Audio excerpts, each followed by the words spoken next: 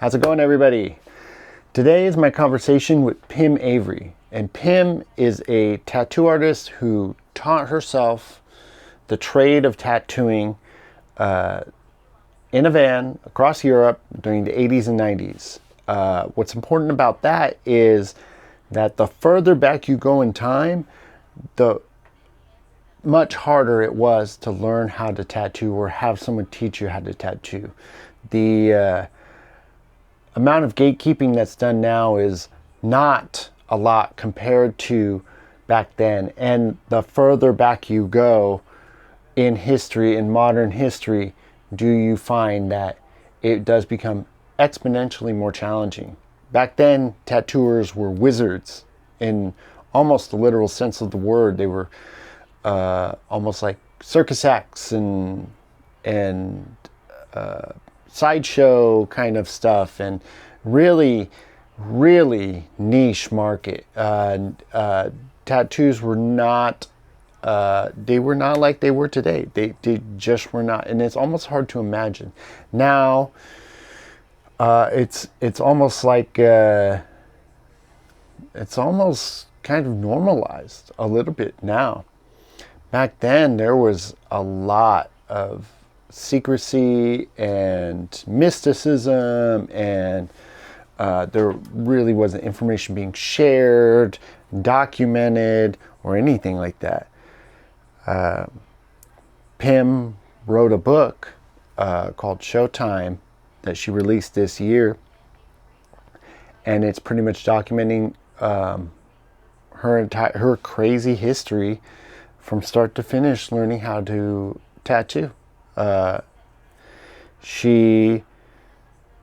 reached out, I kind of stumbled upon her online, and I reached out to her, and I wanted to see if she wanted to share her story in a conversation, and so I could record it and kind of maybe keep the history of it. She was down. We decided to go for it, and then, here we are. So I had a really good time in this conversation. Pym is a blast. Pym is about everything you expect personality-wise from someone who pretty much carved their own destiny in such a male-dominated industry back in the day. She's witty, she's smart, she's sharp, she doesn't take any shit, she values respect. She is just an all-around great human being. I think that she has a really strong character and is an outstanding person. From everything from reading her book and being able to sit down and talk to her, and I had an absolute blast in the conversation that we had. So here it is. I won't bore you anymore. I hope you enjoy. And here we go. So, you ready? I'm ready. It's showtime? It's showtime. Where did you come up with that? Well, I thought about a lot of different titles, and Showtime is actually appropriate because the book has carny influences in it, which is obviously Showtime in that aspect. And then also Showtime is always what I called going to work. It's called putting your face on and going out to face the crowds, right? So when I go to work, it's Showtime. Mm-hmm. Simple as that. So it was just something that came up one day that I was like, you know what, that's a good title. It's hard to find a catchy title, right? Yeah, sometimes things just come out to you. Exactly. Yeah, that's kind of how I came up with my channel. It was actually a typo because I was writing Inkterview and I actually put K in there. Well, it's a good typo, right? And I was like, honestly, and I never backspaced it. Yeah. I was just like, I'm just gonna roll with it. And it works. This interview is for a way to promote your book and to talk about your story and anything else you want to talk about.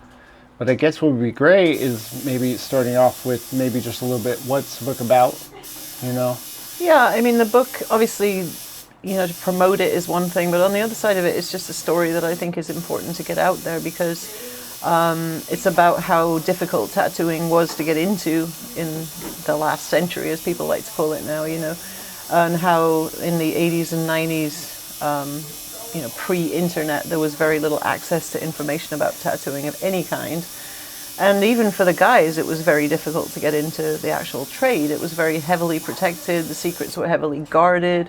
There are renowned shops where the legends are true, that people would go in and ask for an apprenticeship and get chased down the street with a baseball bat, just for asking about an apprenticeship, not even anything further than that, right? But if you knew somebody who knew somebody who maybe knew somebody, you had a half a chance to possibly get connected to, being able to have an apprenticeship of some kind. And if you didn't, you were just kind of floating out there wishing that you could figure it out. So I think it's important to get that story out there in a world now where everything really is readily available. I mean, you can literally order from Amazon in the morning and have a tattoo kit there in the afternoon on your doorstep, Yeah. But obviously, it doesn't come with an instruction book, and it also doesn't really come with a book of how to use it properly and how to do the sterilization angle properly, which I think is very important, So the book covers a lot of topics like that, like, how to, important it was to be clean, especially traveling, which obviously I did a lot of in the very beginning, and how a lot of the tattooers back then actually were, coming out of the age where they weren't wearing gloves. And they were washing people down with a bucket, literally a communal bucket, into using 40s. gloves and changing needles and doing all of that. So to run into scenarios where they hadn't changed the needles in a week and they were just sitting the tubes in a sterile solution of some sort, a sterilizing solution, was quite horrifying at that time, because it was like, we should be doing better than this, guys, Yeah. So that part of it was important to me, to kind of get over to people that it wasn't always just a case of, oh, I'm going to be a tattoo artist tomorrow, Yeah. And then the traveling aspect and how difficult it was for women to really get a start in the business, because men just didn't want anything to do with women in the business at all, and for various reasons, not just the obvious, but women were always considered to be trouble in tattoo studios of one sort and another, So, and many parts of life. Yeah. Especially even the old tattoo image of man's ruin. Has all the vices, and woman is one of them. Right. Yeah. Historically, I was thinking about that too, and I was going to ask that later, but we're talking about it now. What about that is such a thing? Because I've always personally believed that you should be able to, if you could do it, then regardless of your race, your sex, your who you're attracted to, all that kind of stuff. I felt like that's really what mattered but historically, just like you said, there's always been a little bit of that blockade with women. Yeah, and I think part of it with me starting in Europe was different too, because in Europe, women are brought up to kind of stand on their own 2 feet a lot more than they are in other parts of the world. So I think that's kind of curious. We definitely were, working on our own cars, fixing our own houses, doing things where it was just what we did. And I think the men in Europe at the time didn't really sort of pay much attention to that. It was just kind of, okay, well, it's a girl doing it, whatever. Whereas other parts of the world, that's a bit more like, oh my God, and there was definitely a protective side to certain elements of jobs, like, driving trucks and riding motorcycles and doing these things. People are, oh, women shouldn't do that. And I think that was more the public perspective of it too. It's like, oh, women that do that are just bad. They can't be like good people. Well, why not? It's not a hugely physical job. It's not something that you need physical strength for. You need like a different, I don't know. I don't understand really why the thinking was like that per se. But it definitely was a thing. I mean, it was always very difficult for women to get into the trade, even earlier on in the circus days and all that. They could be a tattooed lady, but they couldn't actually tattoo. And some of them did. I mean, some of them made the break and did that, like Jessie Knight, who was one of England's, pioneer tattoo women. She was a sharpshooter in the circus, and she became a tattoo artist and was a very strong, skilled tattooer, but, constantly taking crap from the men, like, relentlessly, And it was like that for me in the beginning, too, because it was just this thing of women don't do tattoos. Like, get out of here, you don't belong here, get in the kitchen, And I was always just, well, why? It's not, why? Make me go away. You're going to tell me I can't do it? Okay, watch this, hold my beer, Yeah. So it was more of a driving force than a deterrent at a certain point. And I think a lot of it could have been too that, especially in America, everything was in the realm of bikers. Tattooing was solidly in the realm of bikers, in the 70s and the 80s. American tattooing. And the bikers didn't have any respect for women, at all. I mean, this is not really a book about, respecting women or a big feminist thing, but it was about having people learn to respect us as tattoo artists, and purely for that, purely for the fact that we could do tattoos, we could do them well, we could be artistic. I mean, and that was really where it stopped, Yeah. And yet there were shops that were full of topless women doing tattoos, women that didn't have any skills whatsoever, that didn't care. They just, borderline strippers doing tattoos, They still do that. So, and I hear they still do that, yeah. Yeah, I saw something on Instagram or something where this girl would dress up in lingerie or something like that. And I think there's just always going to be a market for that. Well, yeah, obviously, sex sells, always has. Yeah. Yeah. I mean, that's the bottom line, right? And on the other side of that, I think too, there was a certain amount of, back in the day, the guys in the shops were getting sexual favors from some of their clients, and they didn't want their women in the shops because they didn't want to get busted doing that, I mean, there was a day when women would come in a shop as a client and literally strip down to absolutely nothing to get a tiny tattoo on the top of their arm.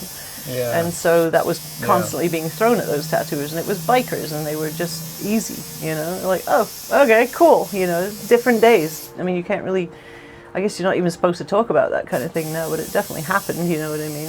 Yeah, it definitely happened. And so, I mean, women were effectively, I don't really know what the word is that I'm looking for, but debasing themselves in that sense, by going like, oh, I'll go in there, and then if I throw the tattooer a piece, I'll get it for free or whatever, And Yeah. And so the men were like, well, I don't need my discount. wife coming in, so I'm just going to say no women in tattoo shops, Yeah. And so that kind of was a marginal thing too, I feel that. Yeah, I feel that. Well, and to touch on what you just said just a little bit ago, what's great about the book is it doesn't have, like, that's not like really, that's a message, but not really the main message. Like, there's more in that story, that you experience. Yeah. And it was great, Cool. You're not just trying to like push that, No, not like at a all. narrative.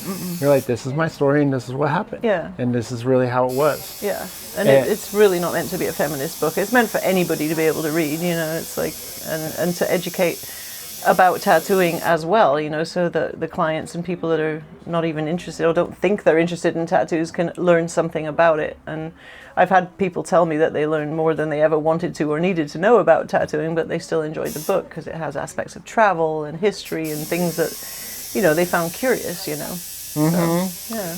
Yeah, I think that I found it myself very relatable. Like, I thought it was really good. I thought it was a good read.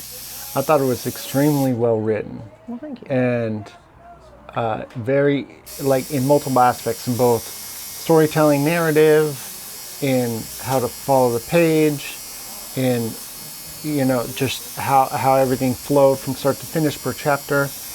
And I saw a lot of the struggles that I went through, and I'm sure many other people felt the same way, because most people I know who got into tattooing and are like successful, and like successful in a way, not like world famous Ed Hardy, but are doing what they want to do and have achieved the status of being a tattoo artist. Right. All have very similar stories. No one was just like very few people were just handed it. Yeah, that's true. Most people, especially the people who covet it and love it and really take care of it, had to claw their way to get it. Well, I think it means more if you have to fight for it, right? Anything does, you know. And I think the great thing about tattooing too is that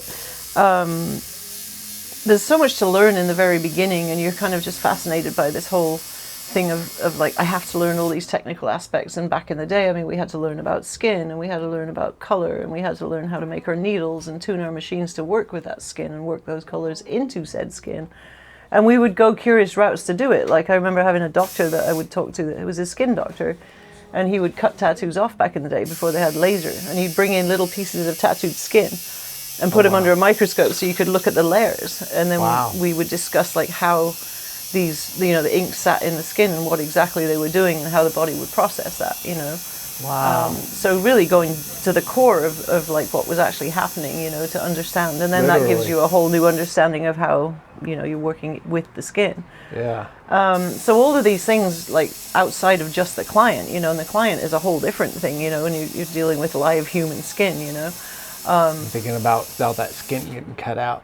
Oh yeah, awful. I mean, I've actually seen some terrible things done when doctors really disliked tattoos, when tattooing was in that phase where it was just like, oh, that's gross for most people. Doctors, I've actually seen it done where they needed to do a skin graft on someone's arm, and they cut a piece out of a tattoo on his leg and put it on his arm, just for spite, sheer spite, you know, because they didn't like tattoos. So he ended up with a hole in the tattoo on his leg and this big old mushy mess and this graft on his arm, you know, just because the doctor didn't like tattoos. And you would run into that a lot back in the day, that, you know, regular people just didn't care for tattoos, and they would come up to you on the street and say nasty things, and just, it was, you know, very prevalent that you would hear that, you know. So I think, like I mentioned in the book, a lot of women didn't really have a lot of tattoos, and I think for that reason, because it was hard sometimes, you know. So walk down the street minding your own business, and someone comes up and goes, "You'll never be able to get married and have kids now, you look disgusting." And you're just like, well, it's a good thing that wasn't on the plans, you know. Yeah. It was crazy. There's you know, in other countries like Vietnam and stuff like that, I once long ago dated a girl who was heavily tattooed but also Vietnamese, and she told me, you know, still when you go over there and visit, it's still hookers, drug addicts, you know, that's not widely accepted. I think even in Japan it's like an accepted fringe kind of thing. It's still edgy. I mean, I have a client that went over there who's a very tall man. He's a white man covered in tattoos, very tall. So he stands head and shoulders above the shorter Japanese people, you know, so in the crowd. And he said they would go out of their way to avoid him, you know. Yeah. And he found that kind of curious, you know. He'd be standing on the tram and there'd be this big ring around him, and everybody else is all packed in like sardines, you know. Like invisible. Like, well, I'm just me, you know. It's like, I'm not dangerous. But yeah, and I think for certain people, like I know Junie Diamond, Junie Shimada, was one of the very first Japanese women to be heavily tattooed on the scene in the 90s, and so that was kind of curious. She came over here, beautiful tattoos, really good tattooer, and also, you know, part of the major 90s scene. She came over and married Bill Salmon, and they have the Diamond Club in San Francisco, but she was definitely a, you know, standalone as far as all that went, you know. Right. And I don't know what that was like for her in Japan to be a heavily tattooed female, you know, so. Yeah. But I'm pretty sure it was kind of the same as for us in Europe. You know, me and Titi and Lou, I think, were the only females with full sleeves on the convention circuit for a long time. And there was only 5 or 6 female tattooers that were actually working the convention scene in the mid-90s in Europe. Like, period, you know? Yeah, I remember that being mentioned, you know, exactly verbatim. Yeah. And what shocked me, too, because I always appreciated that look, especially on women. I mean, I came in, I graduated in 2004, so shortly after that. So that's when I started coming in. And I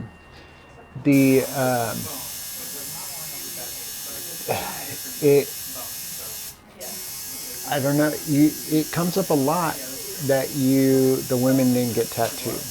You know, throughout the book, a lot of times they're the least likely. I think I think it's maybe just an interesting factoid. I think a lot of it has to do with just self-perception. Culture, fashion. I Culture, mean, you know, a fashion. lot of it back then, especially from the European point of view, you know, I mentioned the whole Kate Moss thing. It was all about being, you know, very, that English skin, you know, the English rose Yes. skin, and it all being perfect and all of this, and not like sullying it with tattoos and stuff. And it was just kind of curious how it exploded from being the tiny tattoos underneath the bra line or the bikini line into, well, let's, you know, I'll get a piece on my thigh, maybe a little bigger like this. And then all of a sudden, out of nowhere in the 2000s, it was like, oh, sleeve me up, you know? Yeah. And it was cool. I mean, you know, it was very Yeah. cool. But it took a minute. It definitely, I think the conventions were a huge, you know, opening the barriers. You know, they really were, it exploded into the public consciousness, tattooing did, you know, and it became quote unquote acceptable to be heavily tattooed. And I say that quote unquote because I know nowadays, you know, people are, you know, tattooing their faces and their necks and their hands, and they're like, oh, it's so acceptable now. And I'm like, well, yeah, because the culture dictates that, but cultures can change, you know. And I think it's kind of, Yeah. you got to be a little careful of being like, oh, it's so acceptable, I'm going to get, you know, whatever blasted across my face and it'll be fine, you know, because in 10 years it might not. You don't know, you know. It's like, it's a that's big true. statement. It takes a lot. And this is, I think, why we used to not do hands and faces, is because as tattooers, heavily tattooed people, it takes a lot to learn to wear heavy tattoos, because people comment on it and people want to talk to you about it, and you can't hide, you know.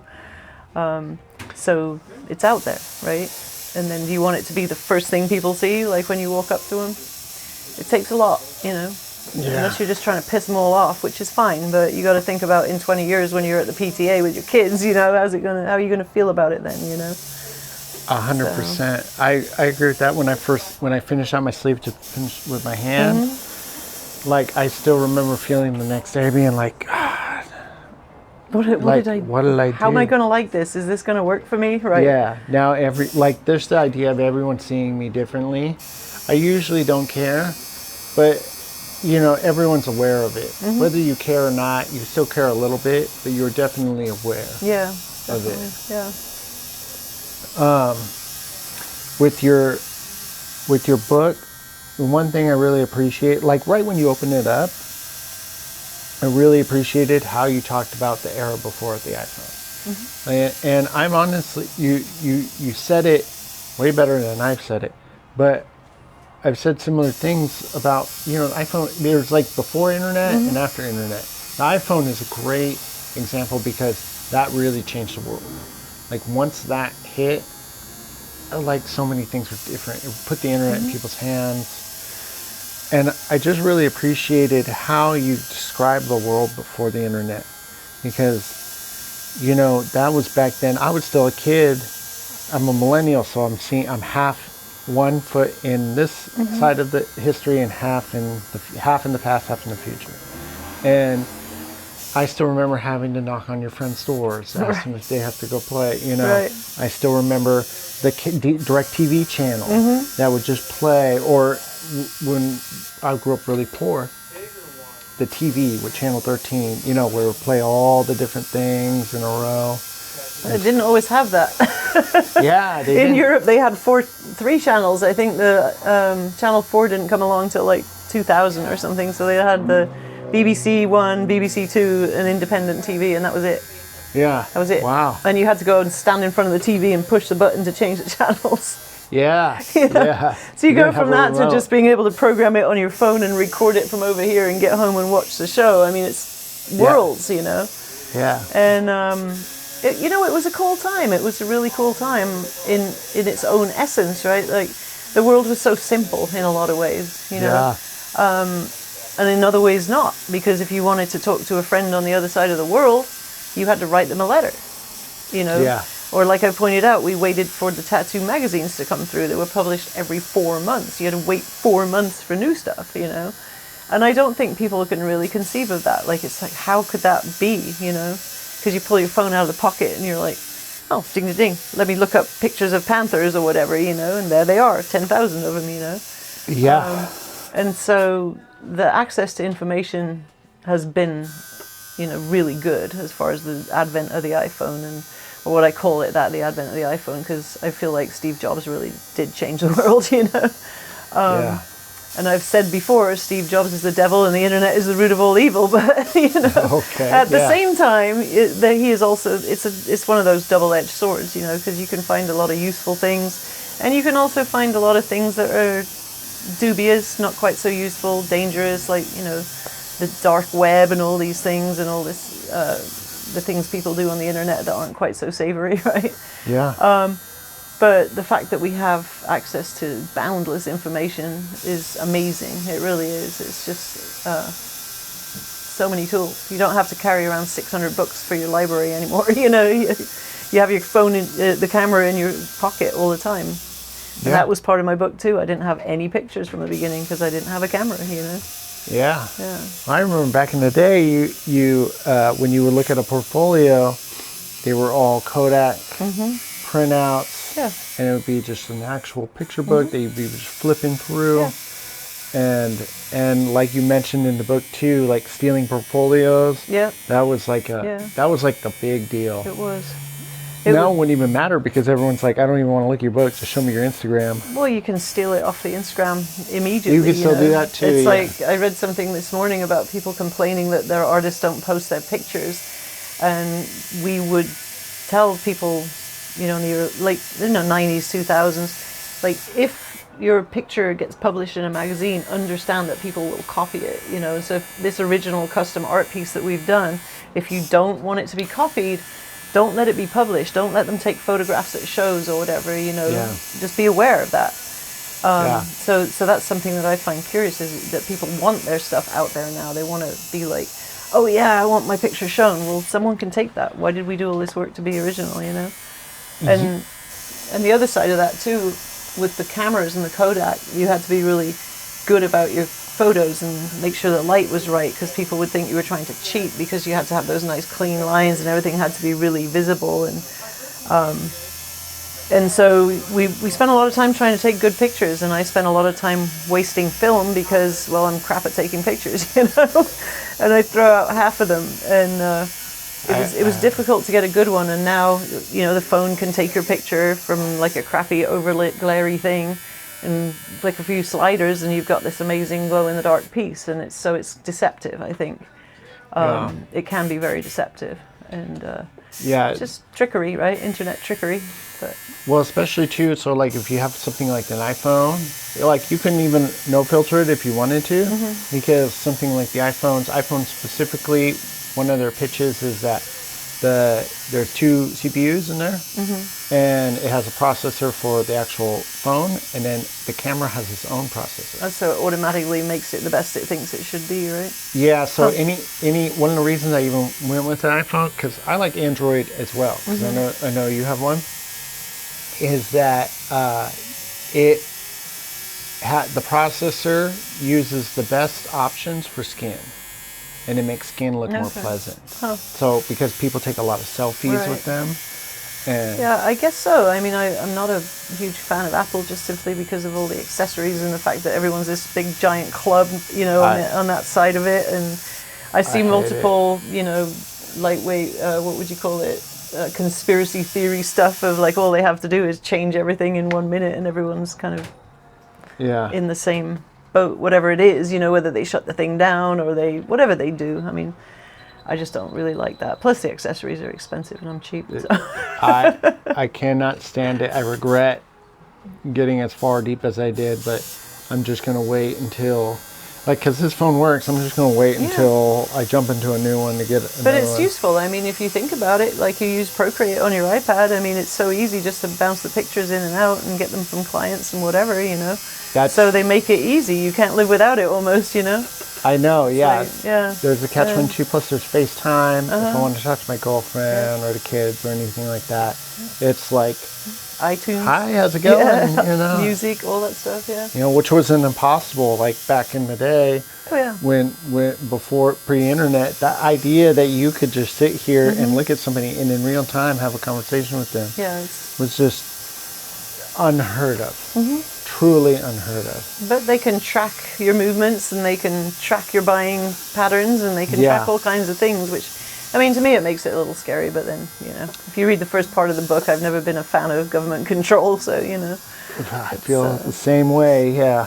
Use them for good power, you know, not bad. Everything, technology is like fire. Fire really itself is a technology. Yeah. And it can burn you, and it can keep you warm. Yeah. It's all, you know. But I do love having like the access to all that information in my pocket. Like if I'm talking about something and I'm like, oh, I wonder, you know, what is, you know, the time that it takes to take a spaceship out to the Orion Nebula, and I just look it up and Siri tells me. That's pretty cool. Yeah, before you had to just rely on that one know-it-all. Well, you had to go to the library, and then you had to find the book, and then you had to, you know, I mean, it was just, yeah. Now you actually have the library in your pocket. In your pocket, yeah. Which is crazy. You have literally a library. Yeah. Google has a library. You can actually access a library. You can just collect libraries. I actually get most of my books. If I can, sometimes I get it with Kindle. If it's something like your book is something I wanted to have a physical copy of. But if I'm reading like, you know, how to do marketing, I'm like, I'm just going to get a Kindle on that, because then I don't have to put it somewhere. Right. No one's ever going to, like, I can't resell, you know, Seth Godin, this is marketing. It's not a collectible of any kind, right? For Yeah. Sure. It's a useful tool, though. I mean, it's... But yeah, that's the thing with books and the tactile sensation of stuff, you know. I mean, it's kind of... People have gone from vinyl records and actual physical books to electronic versions because, well, they all fit in that little box you carry in your pocket. How convenient is that, right? You know? Very. Yeah. When your book begins, you begin in England. But how much do you want to talk about? Well, I mean, I saved stories for talking to people too. You know, it's not all in there. You know, I mean, there's a lot of information in that book about me, but I also talked to my editor, and she wanted me to write a whole bunch of stuff about my childhood previous to that, and I'm like, yeah, I'm not comfortable doing that. You know, go to a convention and somebody walks up and be's like, oh, I read your book, I'm so sorry about this or that. It's not supposed to be that kind of deal. You know, it's a book about tattooing, not about me in the first essence, you know. And so when I started in London, I mean, yeah, I was a street kid in London, you know, and getting up to no good and all that, and around people that got up to no good in that essence. I mean, not bad way. I was around a lot of drug addicts, and I just wanted to get away from them. Yeah. Because I don't like that, you know, never did. Seen all the effects of it at an early age, thankfully, and just didn't want anything to do with it. And That's so, good. yeah, I think a lot of people, if they're faced with that, though, and I know people whose parents or siblings have run into problems and sometimes died due to drug overdoses, and they're very much like, and I think that's okay. I mean, whatever you do, it's fine. Drugs are bad for you. It's my opinion. That's my personal opinion, and that's that. I'm sticking to it. Yeah. So I left the country originally, just traveling, going to Spain. Like I jumped on the ferry and went to Spain and traveled with a bedroll, not even a backpack, just a rolled up set of clothes and blankets. And Well, there's a scene where you cross a river. yeah. Well, before that, I had to get there. That was like 1,000 miles on foot. Yes. And it was, you know, I didn't know any different. Like, people have told me, like, oh my God, it was so hard. And that's so, I'm like, actually, no, it was just a big adventure. Because my choices were stay in the cold, wet, horrible streets of England surrounded by crazy people in squats, or, you know, I think I point out at some points, like, I'd rather die in a ditch in Spain than a drug overdose in a squat in Brighton, England, and I truly felt that way. You know, I was in a no hope, no future place, and who knows what happens when you open yourself up to adventure, right? And I think it was more possible, obviously, in those days than it would be now, because now you have all the paperwork and all the this, that, and the next thing, government control and regulation that doesn't allow you to sleep outside or whatever, you know. Yeah, so plenty of adventures, street painting, hopping trains, doing all kinds of crazy things, meeting other travelers, and then I heard about this tattoo artist that was, you know, traveling and tattooing. I was just like, wow. But the river thing was the start of it all, yeah. I swam across a cold river because I didn't want to walk 5 miles back to the highway. Yeah. And so I swam across this river, and then I didn't have any money to pay for the coffee that the man gave me to warm me up. He was, here's a coffee, and I'm like, great, thanks. And he's like, that'll be this much. I'm like, well, problem. Yeah. So then I started doing art, murals, in his business, and then in his cousin's business. And so I was like, okay, art makes money. And then I heard about the tattoo artist, and I was like, wow, that's pretty cool. I'd like to be able to do that. And I had no idea, what it was going to entail. Like that he would just be all, whatever, girls don't do tattoos, What about I got two, like, were you an artist before? Yeah. So you had some, you did it. You did I artwork always or loved some- drawing things, yeah, always. I was discouraged from doing art by mother, who said that, art doesn't pay the bills, like real proper people don't do art for a living, this kind of stuff, it's a dead end street, we don't do that. Like, okay. Yeah, and then that makes sense. Yeah, because I know, I'm glad I didn't ask, because when you told me you intentionally left the part about your upbringing, your childhood, and stuff like that, I noticed usually toward the end of the book that was left out. And you're right, a lot of times people kind of start with that. So I didn't know, that's why I had that little like, right before I asked, I was like, I'll just skip past it. I don't think it's relative to the book itself. I mean, of course, everybody has a story, and everybody's story and their life events are generally formulated by their beginnings, in whatever way. And yeah, it's not about me, it's about tattooing and my adventures in tattooing, so formulated me into the asshole I am today, yes. Yeah. Well, I trust that you left it out because you felt like it probably didn't add much to the story. No, not really, not at all, But one thing I did want to ask you is, what about the van, tattooing in a van, traveling, what about that really spoke to you? Because I mean, how cool is that, right? In the romantic adventure of it, it's like, well, I could live in it, I can travel, I can go wherever, I can tattoo people, meet people, and obviously, be able to afford to do that, because I'll be able to either trade for fuel and food or get money or whatever. I never intended to get rich from it. I just thought it was an amazing thing to be able to do. Very carny, and then I did actually meet up with practically the carny, and travel with them. So it's the kind of thing that people used to do, like way back in the day, run away with a circus, right? That's effectively what I did, is the long and short of it. Not intentionally, but I did. So. Yeah, you when you heard about that, where is that? I have like all my notes meticulous here. Did your homework, right? Too many notes. Yeah, I never thought I would put this much. I was like, I'll just write a little excerpt for everything that went on.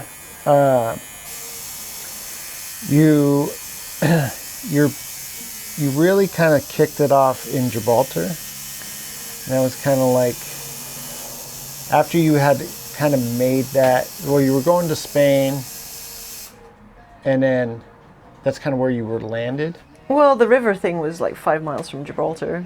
Actually was headed that way, and then got sidetracked into doing all this painting. And but you got to think, I'd been in a foreign country, speaking a foreign language, eating foreign food for a while at that point, and you always kind of hanker for English food until you get a plate of it, and then you're like, oh yeah, right, okay, never mind. English food is one of those things, like right now I'm supposed to go to England next month, and I'm like, I'd love a steak and kidney pie, and then I think about it, I'm like, yeah, no. But anyway, so that's how I ended up deciding I was going to go to Gibraltar just to speak English for a while, and I ended up painting on the street there and stuff, and getting a couple of jobs and getting acquainted with the people at the tattoo shop there, and kind of weaseled my way in to be the scrub, to help them out a little bit, and then they eventually let me clean floors, and, you want to learn how to make needles? Oh yeah, so learned some things, but they'd never really let me loose. They were just like, no, girls belong in kitchens, don't get your hopes up, there's no apprenticeship here, kind of thing. So I picked up what I could, I watched what I could, I asked as much information as I was allowed to ask. And then I felt like I had enough to do it. I was just like, I need to just get the equipment and do this somehow, because these guys aren't going to help me. any more than they are right now. And everywhere else, people are just like, oh, girls don't do tattoos and stuff, you know. So, and it was relentless. It was all the time. It was like just no way through this shit, you know. So I'm just like, all right, well, I'm sick of hearing this. I'm just going to do it. Who's going to stop me, you know? Yeah. And the only thing that was really a barrier was to go and get the equipment. And the only way to get equipment was to have the phone number of the people that were selling the equipment. Yeah. And so I will admit that I snuck that phone number out of the shop in Gibraltar and may not have been supposed to, but I did. Yeah. Well, they let you do it a little bit, like one day. They let me loose one day because the shop was so full of drunken sailors that there was just a line of people that wanted tiny little things like this, and somebody threw me a machine preloaded and went, here, do this little, I don't remember, there was a cross on a guy's thumb or something, and then like a letter. I think, you know, 2 or 3 tattoos, I think it was. And I mean, I was just like, okay, whatever, down for the challenge, right? But in the mix of it all, just sweating and shaking profusely and being like, okay, I'm gonna do this, you know. Because who knows, like, you know, get a chance like that, and I don't think I would have got a chance again. It was just handy. Of course, yeah. You know? But, it definitely struck me throughout the book that you seized opportunities when they came. Always. I always do that in my life. I mean, whether it's about tattooing or not, I believe personally that we get one go around on this planet, and every human being deserves to be able to fill that up with as much good shit as they possibly can, you know. And any opportunity that comes along that looks like a good one that you can take, I would suggest to at least, you know, test the water. You know? I've been to many countries, I've met very many cool people, I've had some amazing adventures because I seized opportunities that were presented to me, and it's a good thing to do, I think, you know. I agree, yeah. I agree. I think it's worth it. I think if you, even if you're not good, or you don't think you're going to be good, but you still want to do it, it's worth at least trying. As long as you're not hurting anybody. Yeah, that's the tenet of existentialism. You know, you can go through life doing whatever you want as long as you don't hurt or harm people by doing so. Yeah. And I've always subscribed to that, you know. I've been a traveler and a adventurer my entire life. I'm a pirate, you know. I do what I want, but I try not to hurt other people by doing so, you know, and I think that's okay. Of course, yeah. Some say they were the first graphic designers. The pirates? Yeah. Probably, yeah. They did the skull and crossbones was the first graphic design to really strike fear. Maybe, I don't know. I would think maybe the cavemen were the first graphic designers, but I don't know. Could be. Yeah, I know. I just read that somewhere and I was like, that's kind of cool. That's all relative, but yeah. Yeah, that's just a little fun. Yeah, that's totally. Just a little fun thing. Totally. So, afterwards, in the book, we leave from Gibraltar. And what is Gibraltar for anybody who doesn't know? Like, the Rock of Gibraltar is an English-owned territory tacked onto the bottom of Spain. It's been English-owned for a long time. And it's literally just a giant piece of rock. And there's just British people that live there. It's a tax haven. It's a pretty crazy place. It used to be anyway. There was a lot of silliness went on there, smuggling and all kinds of other fun things. But it's kind of like English people that are traveling go there. They like it. I haven't been there in 30 years. I have no idea what it's like now. Yeah. But it annoys the Spanish immensely that it belongs to England, you know. So there's always that conflict of sometimes things will happen. Like one time in Gibraltar, there was the Guardia Civil, the Spanish police, they chased a Gibraltarian smuggling boat up onto the beach in Gibraltar and started chasing the smugglers and firing at them in a crowded beach full of people. And so the Gibraltarian police arrested the Spanish police and put them in jail. Wow. And so then the Spanish completely shut down the border because you have to go in and out of a border. And they literally shut the border down and asked for really stupid things in and out. Then cars going back across the runway, planes couldn't land. So there's a lot of friction, you know. And it's a difficult situation because Gibraltar is very small, you know. Yeah. But it's a huge military base, or was, because of its strategic importance. Controls the Straits of the Mediterranean, the entrance to them. So. Yeah, that's why they don't want to give it up. Right, exactly. But, yeah. It makes sense. Yeah. It's all business at that point. Yeah.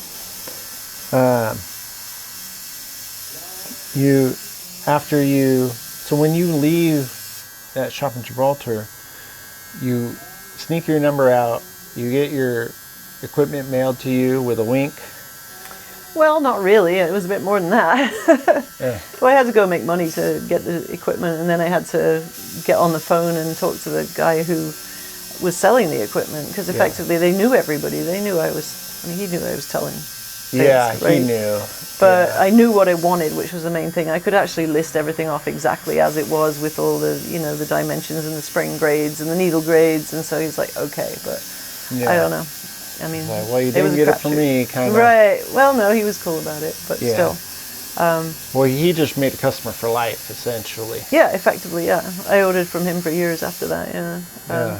And it was probably the most hard conversation I've ever had in my life, So, like, but I got my equipment, and it's all, it is all in the book. It's detailed. I'm not going to tell you all exactly the story, but Yeah. but yeah. So then I was free to take off, to get clients and. Clients, I mean, shoot, at the time it was just people to practice on, really. They weren't even clients, they were just friends that wanted a tattoo for free because I was practicing. And actually the term client didn't really come along till fairly recently. I mean, they were all customers or punters up to that point, right? They were. Yeah. I mean, and I've always thought that customers are important, don't get me wrong. It's like I believe that the people we work on are the most important, or some of the most important part of our entire deal with tattooing, because without them we have nothing, And Yeah. so I think it's important to take care of your clients and be nice to them and, give them what they want.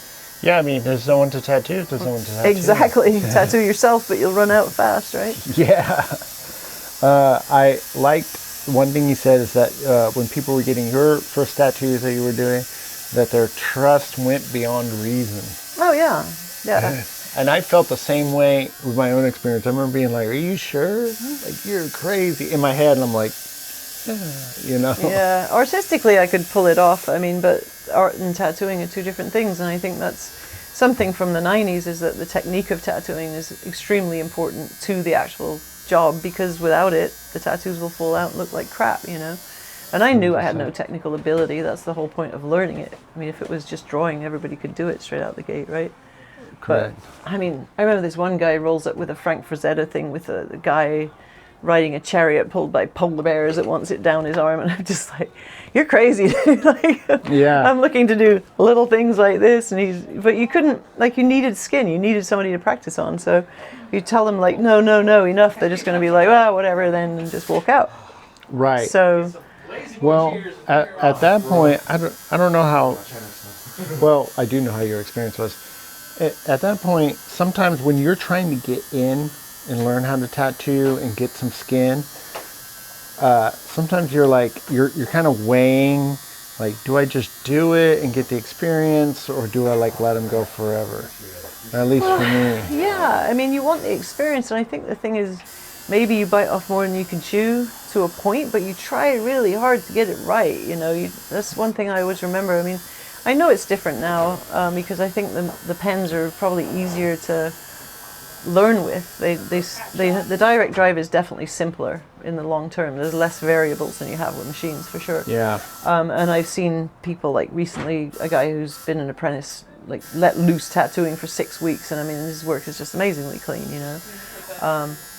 But I remember always trying really, really hard, and just it didn't ever seem to be right, and you could see that there were mistakes and things that weren't done right, but you just didn't know how to do it, Mm-hmm. And going home and trying to sleep, just trying to look yourself in the face, just being like, oh my God, dude, You really capture the essence of the day-to-day struggle. Because it's so, even tattooing successfully is emotionally taxing. It's emotionally and mentally. Mm-hmm. Mentally. It's hard. Long day's work, and you don't really know what your name is at the end of it. 100%. I mean, sometimes the customers will think that we're like robots, They're just like, oh, just draw me this up real quick. So it's going to take me 2 hours. Yeah. Oh. Yeah, well, they do it on TV in 10 minutes. I'm like, that's TV. Yeah, with a lot of cuts. Yeah. I mean, I had a guy recently that showed up, I'd been working 10-hour day already, and he showed up at 6 o'clock at night and was like, just freehand me a leg sleeve. No, I can't. Yeah. I just can't, because at the end of the day, we are, at least tattooers who take it seriously, will take it also personally and just not be happy with their work if they rush it, if they're pushing something too hard, if they're not super comfortable with the situation, their art isn't right or whatever. And I don't know about you, but I feel it at the end of the day. I mean, I will, I mean, it's been a long time since I really have sat there and been like, oh my God, thankfully. But, you know, I think it eats at us and then we see it come back and it's really not that bad. But it was just that day, that moment, that time where you were just like, oh my God, I'm just going to throw away all my stuff and quit, you know? I've almost quit like 8 times. Yeah, I mean, and I think the customers don't really understand that. They don't, you know, feel the pressure that we feel. I mean, thankfully, but we do try. I mean, you know, that's all I can really say about it. It's like trust the process and don't push your artist too hard is all I got for that, right? Yeah. Well, you're definitely going to get a lot more if you let them have a little bit of freedom. Yeah. And that expression of it. I think so. Yeah. You know, every so often you get somebody who's like, no, it's got to be exactly, like exactly. Like I don't want it one bit different. And you're just kind of like. Well, I mean, those guys, you know, people that really want it exactly the way they want it, I mean, that's cool. I would say that, you know, somebody who's been around the block with tattooing is trying to tell you that it's possible to do it a different way to make it more of a exceptional tattoo, then perhaps you should listen. But I mean, the client gets what they want. It's as simple as that, you know. And it's very rare that I will turn somebody away, and that's usually because it's something that I don't feel should be tattooed. Like, you know, I don't care for racially and politically motivated tattoos. I will not tattoo them on people. Period. You know. Right. Yeah. So, no gang stuff. No. Just go get your gang stuff from your gang people. I'm not the guy, you know. Yeah. But yeah, there should be, I think, for me anyway, at least a point where you say like, no, I'm not doing that, you know, and feel okay about it, because it's also on your conscience that you just kind of marked someone for life. I mean, that's what we do, right? Yeah, you change their life forever. Yeah. I mean, the first face tattoos I did years ago, the guy said, oh, I want my face completely tattooed. And I said, okay, come back in 6 months and tell me the same thing. And he did. And then I said, okay, we'll do it in 6 months. And he did. You know? But that I really wanted to make sure that that's what he wanted to do, you know, and that was slap something on your face just for fun. That was 2004 or 5 or something, you know. So. Yeah. Here I just put a crazy ass price up on there. Yeah, well, some people will pay that, you know. Yeah, and if they do, because here sometimes it's like, well, they're just going to keep shopping around until they find somebody. To a point, it kind of depends what it is, but yeah. It depends, yeah. A full face might be a little different, but so you're a lot like Bert as far as like your style, where you will do what people are willing to do. I mean, I basically don't specialize. I never did. Early you on, mentioned that, yeah. I worked with someone that was specializing in portraits only, and he told me that he wished he hadn't decided to go that route because he was sick to death of doing portraits, and that's all he got to do. Yeah. And he said, you basically, you know, put yourself in a corner and then you can't break free of it, you know. And I was like, yeah, and I enjoy working in all different styles. I mean, I'm not really very good at graffiti and, you know, that type of thing, but that's pretty much the only thing I would say go to someone that really loves it, because they'll do a better job, you know. Yeah. So I feel that too. I think, you know, as creatives, we tend to have multiple interests. Mm-hmm. I think that's one of the things that makes a strong creative and someone who's strong artistically, is that you tend to have multiple different skills. Maybe you have a main one, such as tattooing, or drawing, or illustrating, or whatever, you know, and then everything kind of circles around that in like a galaxy. But usually, you know, you might be into cars, and you might be into, like, you know, like martial arts, and then gaming, and then bow and arrow, and then tattooing. Sailboats, yeah. Murals. I mean, I paint murals, skateboards, surfboards, do, you know, repurposing of furniture and all kinds of stuff like that, and paintings. And that's the biggest thing that connects to tattooing, I think. I mean, the mechanical stuff, I don't think it necessarily relates to tattooing, but I think it is an outlet that we have that, you know, a lot of tattooers were into, especially back in the day, you know, motorcycles and cars and fun things where you can meet people and express your style, because your car is going to you're going to build out a 57 T-Bird different than someone else's, you know. So, but I think that's the kind of social side of it too, right? And the pop culture, you know. I think there's some pop culture elements in there. I think there's always also, if you're hardcore into something, having a completely separate thing to kind of like cleanse. I don't know, man. Tattooers back in the day, it was literally eat, shit, sleep, tattoo. I mean, there was nothing else. for the longest time. Right. And I feel like in the 90s, early 90s, that's when tattooing was really becoming something new. And we were getting information from, like, scraps of information at first, you know, but they were coming in and it was like, try this, try that, you know, what's a magnum? You know, what about these new colors? How do you make these needles? What about tuning a machine like this? Just so much new stuff to try. I mean, it was just all encompassing. It was a super obsessive, you know.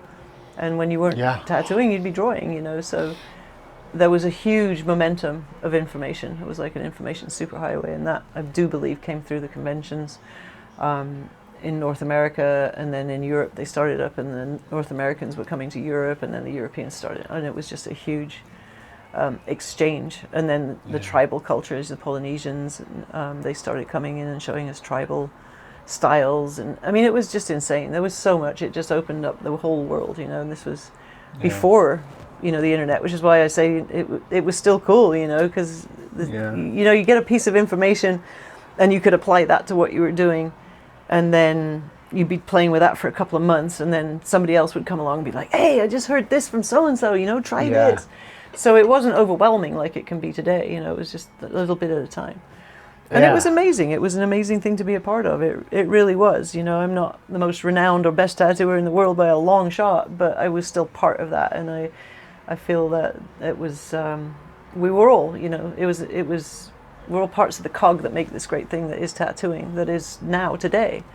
You know, I mean, it's like the giants that we talk about, the people that were there before, and they are real. They are the ones that allowed us to, you know, be in this world doing what we do, because they broke down a lot of barriers for that. And then there's this huge machine that was, you know, the advancement of tattooing in the 90s, that those of us that were a part of it, I think, will appreciate that in the way that unfortunately you guys will never really be able to, because we did it all already, kind of thing. And I know I don't mean that to sound in any weird way, but you have your own things to play with now. You have new advances in machines and all of that stuff, but so much stuff happened in the 90s, it was stupid. Well, there's definitely at least for me, one of the things that I love about history is reliving that almost nostalgic discovery tertiarily. Yeah. And it definitely conveys in the book. That's cool. It might not, I wonder, maybe I shouldn't say it might not. I wonder if somebody who's like a Gen Z or Gen Alpha, which is what little kids coming out now, would relate in the same way. Yeah, I mean, I don't know. I can't say that I really have any kind of connection to that particular generation, because I don't have kids. What I do try and do is mentor young tattooers that I see have heart and spirit, you know, and real game in tattooing, that really want to learn. And so I spend a lot of time going to tattoo shops where there are younger tattooers and trying to connect on that level of understanding what's going on today. And I can learn something. You can learn something from everybody. Yes. So, you know, I love to do that and talk to people and learn their perspectives and stuff. So hopefully, you know, my perspective will always be somewhat valid, right? Because why not? It's just a perspective. And I think I see a lot of strange reactions, I think, to old tattooers in this modern world. And I try to break down that barrier and just change the direction of their perspective, because we're not all assholes, and I don't think a lot of us really are. It's just we're pictured that way, you know? Yeah. Yes. And whoever knows why, but I'm happy to help, you know? If you want to be nice to me, I'm happy to help you, you know? Yeah, much like how if you flip the lens in reverse, there's a picture of them, you know, and it's not... I feel like you will be amazed. If you have a preconception about something, you'd be amazed if you just had a conversation with them. Like you would. I would really enjoy the day that humans just get down to being human and stop prejudging and on all levels. You know, I mean, it's just stupid. We're all here. We're all human beings. We should just get along. Well, just just hearing someone out is a radical notion. Yeah. Which is crazy. Yeah. But you might learn something, right? I know I do every day. That's the scary part. Yeah. And I don't mean to say by any means that everybody is like that, but I do feel that the modern world with the social media, I mean, modern to that book, but the social media has really accelerated people making cliques and separations, you know, on a lot of levels, and I don't think that's necessarily a good thing. Yeah, that happens. Just to add on to it, that happens outside of tattooing. Oh, I'm sure. I mean, on all levels, yeah. Yeah, on all levels. So it's pretty expected that it creates a hyper niche, hyper niching down. There's like a certain word for it, but it just, that's kind of the thing with the internet, to make hyper niche stuff, to really whittle it down to something that's really hyper niche. So you saying that, it does not surprise me. I haven't heard anybody say it before, but you saying that does not surprise me that that's what's happening. You know, I mean, you say it so clearly and eloquently that, yeah, you know, now when I was talking to Bert, I said, now you see people coming out the gate specializing. They're like, that used to be something you used to have to work very hard for. Right. Like if you were somebody like Thomas Hooper, who does pattern work and etc. You know, when Chad tells me about Thomas Hooper, he's like, Thomas Hooper worked very hard to get to where he is, to do the things he wants to do. And now someone comes out the gate and they're like, well, I only do this and I only do that. Well, I mean, you know, I don't know if it's as long as they do it well, you know, Yeah. that's what I'm saying. Please learn and do it well. I mean, if you want to specialize, by all means. I mean, it's. I think it's okay. I think all of the things that are going on to a point are okay if that's what you really want to do and you're trying to do it well. It's okay, but to specialize in things like stick and poke and tiny little line tattoos seems curious to me. I'm going to stop right there on that one. Yeah, that's why I don't say know. It's not right or wrong. I'm just saying this is what I mean, know. I stick and poked on top of a temple in Mexico in 1997, so it's not new. And when I hear that, oh, stick and poke is brand new, we invented it, or you know, the guy Thomas Pendleton was the first person to ever travel in a bus and tattoo and stuff, like in 2005. I'm just like, yeah, it's hype. It's TV hype, and you know, that's a whole different question. That's probably the next book. You know, the hype of things and smoking mirrors that are in tattooing now. You know, because of misinformation and disinformation. That would be a great book. Is that something you're thinking about? Well, I don't know. People keep asking for it, but you know how long and hard I'm going to have to think about that to not piss people off. Yeah, you're probably going to have to work twice as hard as your last one. I have ideas, but we'll see. Let's get through this one first, and you know. Of course, yeah. Let's revel in this one. Yeah, exactly. Let's enjoy. It's still not quite real to me yet, so like. Really? Well, it was released on July 21st, and so 2 months ago. Yeah. So I'm kind of stoked with where it's gone so far and the reception that people have given it, and it's been interesting. So I think you ride the first one out for a while and then see what happens, right? Yeah. So. I think it's honestly really impressive and inspiring. I think not just tattooers, but everyone. You know, I think a lot of people may have these thoughts and they never do them. And they, you know, like the saying, go to the grave with the songs still in their hearts. And you did it. You know, you had a vision, you had a story you wanted to tell, you had something you wanted to put down on paper, and you put it down, and you put it down very well, and you threw it out into the world. So it's very nice things you're saying there. So and, hopefully everyone enjoys it. I think it's inspiring, you know.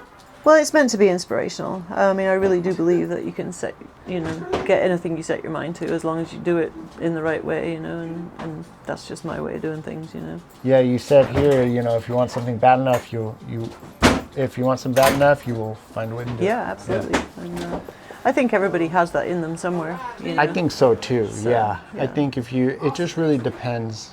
You know, I have really close friends, love them to death and everything. They just don't have.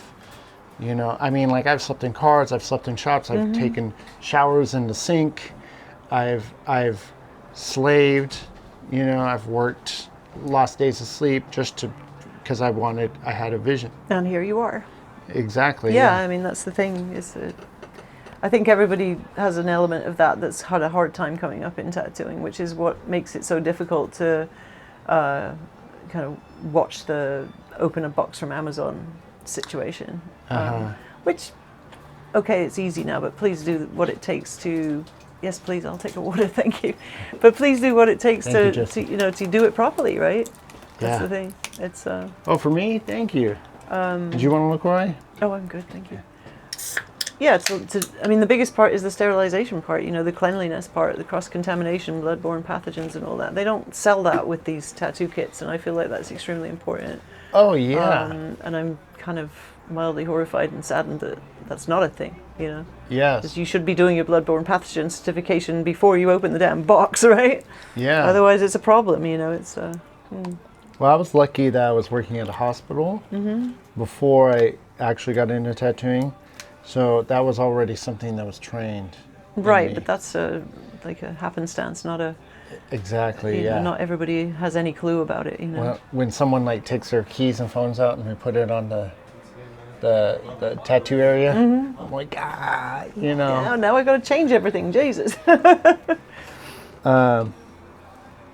What about, so with your van, you do accomplish getting your van going. Tell us a little bit more about that. Well, I'd lived in a bus before, so I knew how to build really? it all out. Yeah, let's see. There's a certain amount of artistic license on the time span of like traveling and all of that. So I had lived in a bus before in London and in England, so to build it out. But it was, I mean, it's described in the book that how it was built out and how I used it to do that, and it was perfect. It was just, and we touched on that earlier when Chad was here about running machines off of batteries and that, and just setting your work environment to work for you, kind of thing. And yeah, I mean, it was a traveling tattoo setup, and I actually I've seen a bunch of them, different layouts and stuff, box vans and double-decker buses and school buses and all kinds of things. I mean, any space will do as long as it's clean, So. Well, so you would have the van, but when you're ready to tattoo, you take the battery out, or you had like an inlay, like... Oh no, it was all underneath. Everything was underneath, and then I had the wire that came up and came, through a hole and plugged in the clip cord and everything. It ran hot all the time. Yeah. Okay. Yeah. Right. So hot. that's your foot switch, is basically plugging the clip cord into the machines. Yeah. But that's your foot switch. So, I mean, to this day, I run the machines hot. Even the pen machines, I will actually just put the thing down running, and people are like, you can turn that off. I'm like, no, I'm still working. Yeah. But I ran hot without a foot switch for many, many years, because of that. And, Yeah. You want to stop, you just unhook the clip cord, Yeah, I'm not a foot switcher either. I like to just button it. Well, that's when, we didn't have buttons, because that was, the rheostat, the power pack was the battery. There was nothing in line to change the voltage, so you had to tune the machine to 12 volts. Yeah, so you're a lot like Chad. His is on right now. I can see it pulsating. Yeah, he just leaves it hot constantly. Yeah, but there's, so some people work that way, they just like it all the time. He does for sure. He is also a child of the 80s, I heard. Yeah. No, a tattooer that came up in the 80s, I mean. We had very similar, I think, ways of working of pretty much everybody, because we learned to work fast, A lot of the people of that era were working very fast with the coil machines, and so quick and efficient, not so much of this, like, I think most people of my generation look at tattoos that are this big, that took like 12 hours to do, and we're like, how? Yeah. Because we were trained to work efficiently with those machines running fairly fast, and so, like, literally wouldn't stop the machine and sit and really, really take your time to, I mean, how am I saying that, right? You, not like they do with the pens, where it's like a little bit, and then put the machine down and really wipe it and look at it, and then a little, I mean, we were just like, wah! Yeah. And then you put the machine down and you kind of, more. Well, yeah, I can't do that. No. I like it to be like a marker, and that's actually why doing these interviews and talking to a lot of old school tattooers, I've gone back to coils, and life is a lot better as far as like putting ink in. Like, the pens are great for like traveling, and they're very convenient, but like it's really hard to pull a line on the ribs. Well, I think that the pens, it seems to me that people that learn on pens are extremely good at using them, right? And people that learn with coils are better at using the coils than the pens, because I can say from my personal experience, I've been using the pens now for about 5 years. A only because my hands are so shot from working. I mean, on a rough estimate, I figured that in the time I've been tattooing, I've probably done somewhere between 10 and 20,000 tattoos. Conservative estimate, right? Yeah. Wow. In that time. If you think about it, though, right? It's a gigantic impact on the world. Well, and it's a gigantic impact on your hands, as it turns out, too. And your back. And your eyes. So I started to use the pens, and for me, it's kind of like, I was driving a Porsche, a stick shift Porsche for all these years, and then someone gave me like a, automatic Kia, and was like, Yes. It'll do the same thing. I make that analogy a lot. Yeah. Okay, it'll take me a while, and I struggled with the pens for a while, even as simple as they are, because they don't have the variables that the machines do. The needles are not able to really, kind of swim in the skin like they are with a coil. There's no softness to it at all. It's just direct drive, get it. That's exactly what I was struggling with, even though I've been using them for a very long time. And, I just like that bite that the coils have. Yeah, I do too, and I miss them every single day, but I can't use them because my hands just will not. There's that guy who's making a coil pen. I know, I've heard about all kinds of people are telling me, use this and use that and use the next thing, but I think it's just use the tool. We used to say back in the day, don't let the tool be the master of you, you be the master of the tool. Sure. Which I think is very applicable, because it meant you had to tune your machines to work to you rather than chasing the machine around the skin like, the machine's doing this, I'm going to work with it. No, make the machine work with you, So, and that's kind of the same thing. I think that it's easier to do that with the pen machines, though, because you can turn them up and down, and master to a point, just turn it down to the speed you want it to go. But my hand was always very fast with coils, and I can't make the pens do that. Slowing down is just like yeah I really like whipping out like a nice crispy line, and I like to draw fast if I'm like freehand illustrating. I like to just and let it form like that. And I come from a gesture drawing background, and so you know how that is.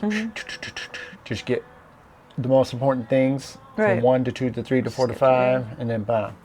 Yeah, I can't draw on an iPad really. I mean, I use it as a tool for certain things, for portraits and animal pictures or whatever, to trace that direct line. But as far as like actually having flow with my hand on bigger pieces, I love to use paper. I'm just a dinosaur. And I still have like an actual appointment book on paper. I have to say that archaic. Oh wow, yeah. Okay, that's a little. You had me until you said that. No, that's good. I love the feeling of the pen to paper. Yeah. There is just something about no matter what you do, no matter how hard you try, there is no replacement for marking paper. As far as like the visual look, because I do a lot of graphic design too. But I think it's the flow of your hand too. Don't you feel like the energy that you get when you're sketching? I mean, your hand just does a certain thing, but for me on a screen, it can't do that. Yeah. And then to have like a machine that's trying to correct me as I go, it's like, well, that wasn't the line. I didn't want the line to go that way. I wanted it to flow this way, and the machine took it that way, and it's like frustrating. Yes, absolutely. Well, it is. It's like when, it's just trying to replicate. It's an artificial thing. I deal with, this is probably an area I have a lot of expertise in, because I use a mix of technology and real world. A lot of times I'll if I want to make an outline, coloring it is easy because you just get the outline, scan it in, do the color. But making the outline, it looks too fake if you do it on the iPad. It's kind of like electronic music. It loses that human connection. Yeah, I feel that a lot. Yeah, it's almost like the difference between the vinyl, scratch versus a fake. And sometimes I'll even run it through a thermofax. Like if I'm doing an outline and I want it, like I did a comic book cover one time, and for the outline I ran it through a thermofax, and then I copied that and I ran it through a thermofax until it just got so dirty. But that's like the look. Yeah, that's cool. I mean, I use tracing paper still. Like, I'm super dinosaur. I mean, I come to the shop where I'm working, Yeah. and then I just pull out my big drawing pad with all the tracing paper and all the tracings, and people are like, sorry. This is how I know how to do it. I mean, that's the thing. For me, if it ain't broke, don't fix it. And Sure. the iPad is a very useful tool. I get it. I have, no problem with it whatsoever. But I just can't step into that world. That's not what I know. It's not what I'm comfortable with.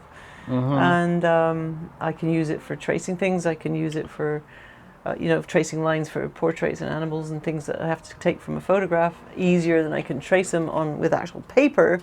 But it's just not my tool. It's not my generation. It's not my thing. And I get that, like I tell younger people a lot, difference is they're at the beginning of their careers. Like I'm, running towards the end of mine, and I'm just doing what I know best because I know I can make the best impact with that. And whatever they're doing that they can make the best impact with, that's cool too. Become an expert on the iPad, go right ahead. But it's not my jam. Of course. That's the thing. It's weird. It's just different perspectives. Again, that. Of course. But I see a lot of people knocking the whole, like, oh, draw on paper, and then the other half are like, oh, draw on an iPad. Like, it's just, why criticize? It's art. You make it the way you make it. That's that. As long as it looks good at the end, who cares? Yeah, it's always gonna be. It's just always gonna be a thing. It's just that's never gonna stop. Right. Those camps are always gonna exist. Yeah, but it's kind of silly. I mean, it's still art at the end of the day. And Yes. I do think sometimes stuff looks too mechanical, like you were saying earlier, if there's no when the human element is lost. Like I see some pictures that come off of the iPad that are just, we used to always say that a tattoo design when drawn on paper doesn't look quite right because it's, 2D, it's supposed to go on a rounded surface. And when you've done a lot of tattoos, you kind of draw them for that. And you have that, anticipated. Yeah. But the computer won't let you do that. It's kind of still holding it super narrow and flat, and it won't allow for that slight curve that's going to wrap it around the arm or whatever, which kind of doesn't ever, to my eye, it doesn't look quite right. But it's just, because it doesn't allow. But I mean, I know there's programs that do that and wrap things around sleeves and do all kinds of voodoo magic, but that's way out of my league. Yeah, even I haven't really delved into that, even though I know I should. Yeah. At least to understand it. The one thing I can't stand though is AI art, and honestly, I get car sick looking at it. I haven't really paid much attention to it, to be honest, because it's so far out of my league. I mean, talk Do about yourself a favor and just don't even. Yeah, I'm not interested in it because it's not art to me. It's artificial intelligence. It's not something I'm interested in. Yeah. There's just something about when I can tell when something's AR art made. Maybe not everything. I'm not like perfect. Well, and that's part of the other thing, isn't it? Like what is real and what is not anymore. It's part of why I'm not interested in it, because I don't want to be looking at pictures and going, I don't know. I just, Yeah. I'm really starting to feel. Get off my lawn. This is not a world I want to live in. But it's the whole thing. That is the future. There's no way it's going anywhere, I know. I never thought I would feel like that. Yeah. I was always like, I'm going to adopt every new technology and always stay on the now you front. know how all of us old people felt when the iPhone came along. Like, what is this? This can't possibly going to be last forever, Yeah. And here we are, right? I'm getting there. I'm learning. I think, history doesn't repeat, but it rhymes, they say. No, and you have to, I think if the world is going to become populated with artificial intelligence and AI art, it's just something that you kind of have to accept because it's not going anywhere. And eventually maybe you'll, find a way to make it work with you. And maybe you'll just do like I do and say, that's not something I want to mess with, I mess with pen and paper. I ain't messing with that. Yeah. And, if it brings nothing to you, then what's the point, struggling with it? Well, what's really fun about that too is when you say something like that, I think that it's actually an advantage, because I'm sure a lot of tattooers feel the same way, but have the impulse to be different. Like when everyone's zigging, I'm usually zagging. Right. And now that's becoming mainstream, this is like, it's almost like if I go to pen and paper, now I'm being the rebel. Now I'm being the unique one. Yeah. It's possible. If pen and paper speaks to you, then that's... Yeah. Yeah, it's weird. It's always bouncing around. Tattooing definitely at least used to be, that which was on the side. It wasn't mainstream, it wasn't ever really thought that it was going to be mainstream, and here we are, So now they're saying things like, oh, tattoo regrets at an all-time high, not getting a tattoo is definitely cooler than being tattooed, and all this dumb stuff. And I'm like, Yeah. I don't really care. I'm a tattooer. That's what I'll always be. I don't have a choice, right? But yeah, I still think it's pretty unique. And it's still less, but I still think it's pretty unique. And it's just a great job to be in. It's a great career to have. As a tattoo artist, it's amazing. If you take care of it. You have to give back, I feel like. Yeah. To a point. You have to, what you give, you get. Well, and that's partly, talking about the book. It's like to write a book that has something that can hopefully inspire and or teach young tattooers and or people in general about the art of tattooing. Totally. I think was part of my thing of, it's not legacy stuff or whatever, but it's just my contribution to it, to a point. And hopefully people can enjoy it at least, or learn something from it, or, in some way make it something that helps them or inspires them, or, that's... Absolutely. Yeah, I think it does. But then they told me I was tattoo history, and I'm like, dang, now I feel old. Shit. Well, yeah. Well, the gypsies is a big part of it. It was a small part of the adventure, but it's a huge part of the book and the essence of the Showtime and the carnivals. And it is a huge part. And the fact that nowadays when I go to the fair, I just don't feel right, Or for the longest time, it's like I'm supposed to be in this, not, walking around it. Do you have that dissonance almost like that whenever you're at one? Kind of. It's just weird, It's weird to not be a part of it. It's like going to a convention and not working. For me, when I go to a show, it's the same exact thing. Because I've worked. I started working conventions in 1992. Was my first one. Yeah. And that's a lot of conventions.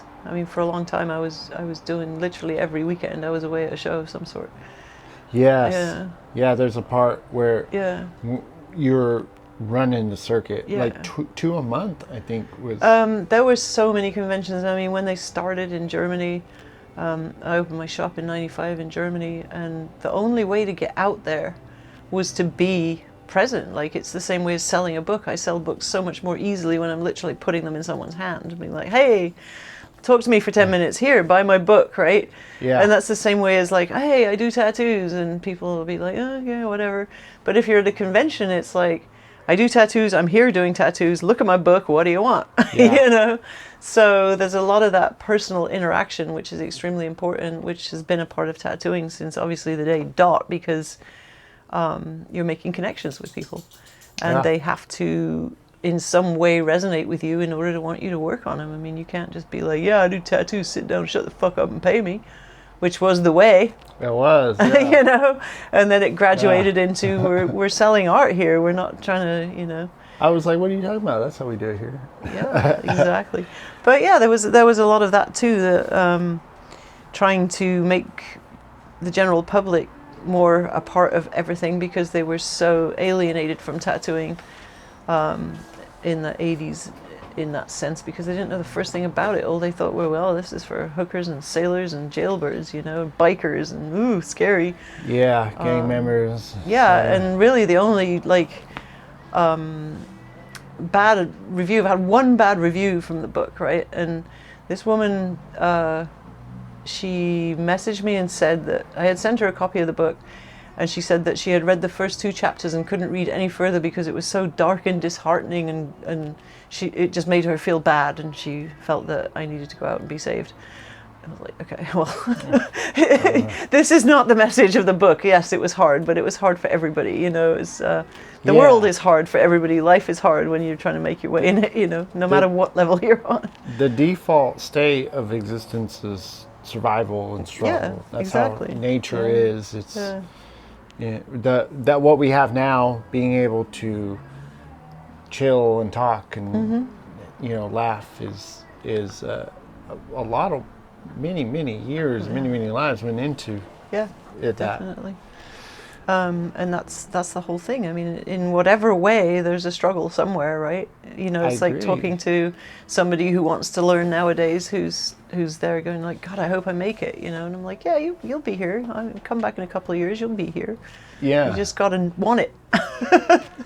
It's you're just not going to make everyone happy. You can't make everybody I think happy all of the time. So it's a you- Winston Churchill thing. Yes, exactly. Yeah. You can make some of the people happy all the time, all the people happy some of the time, Yep.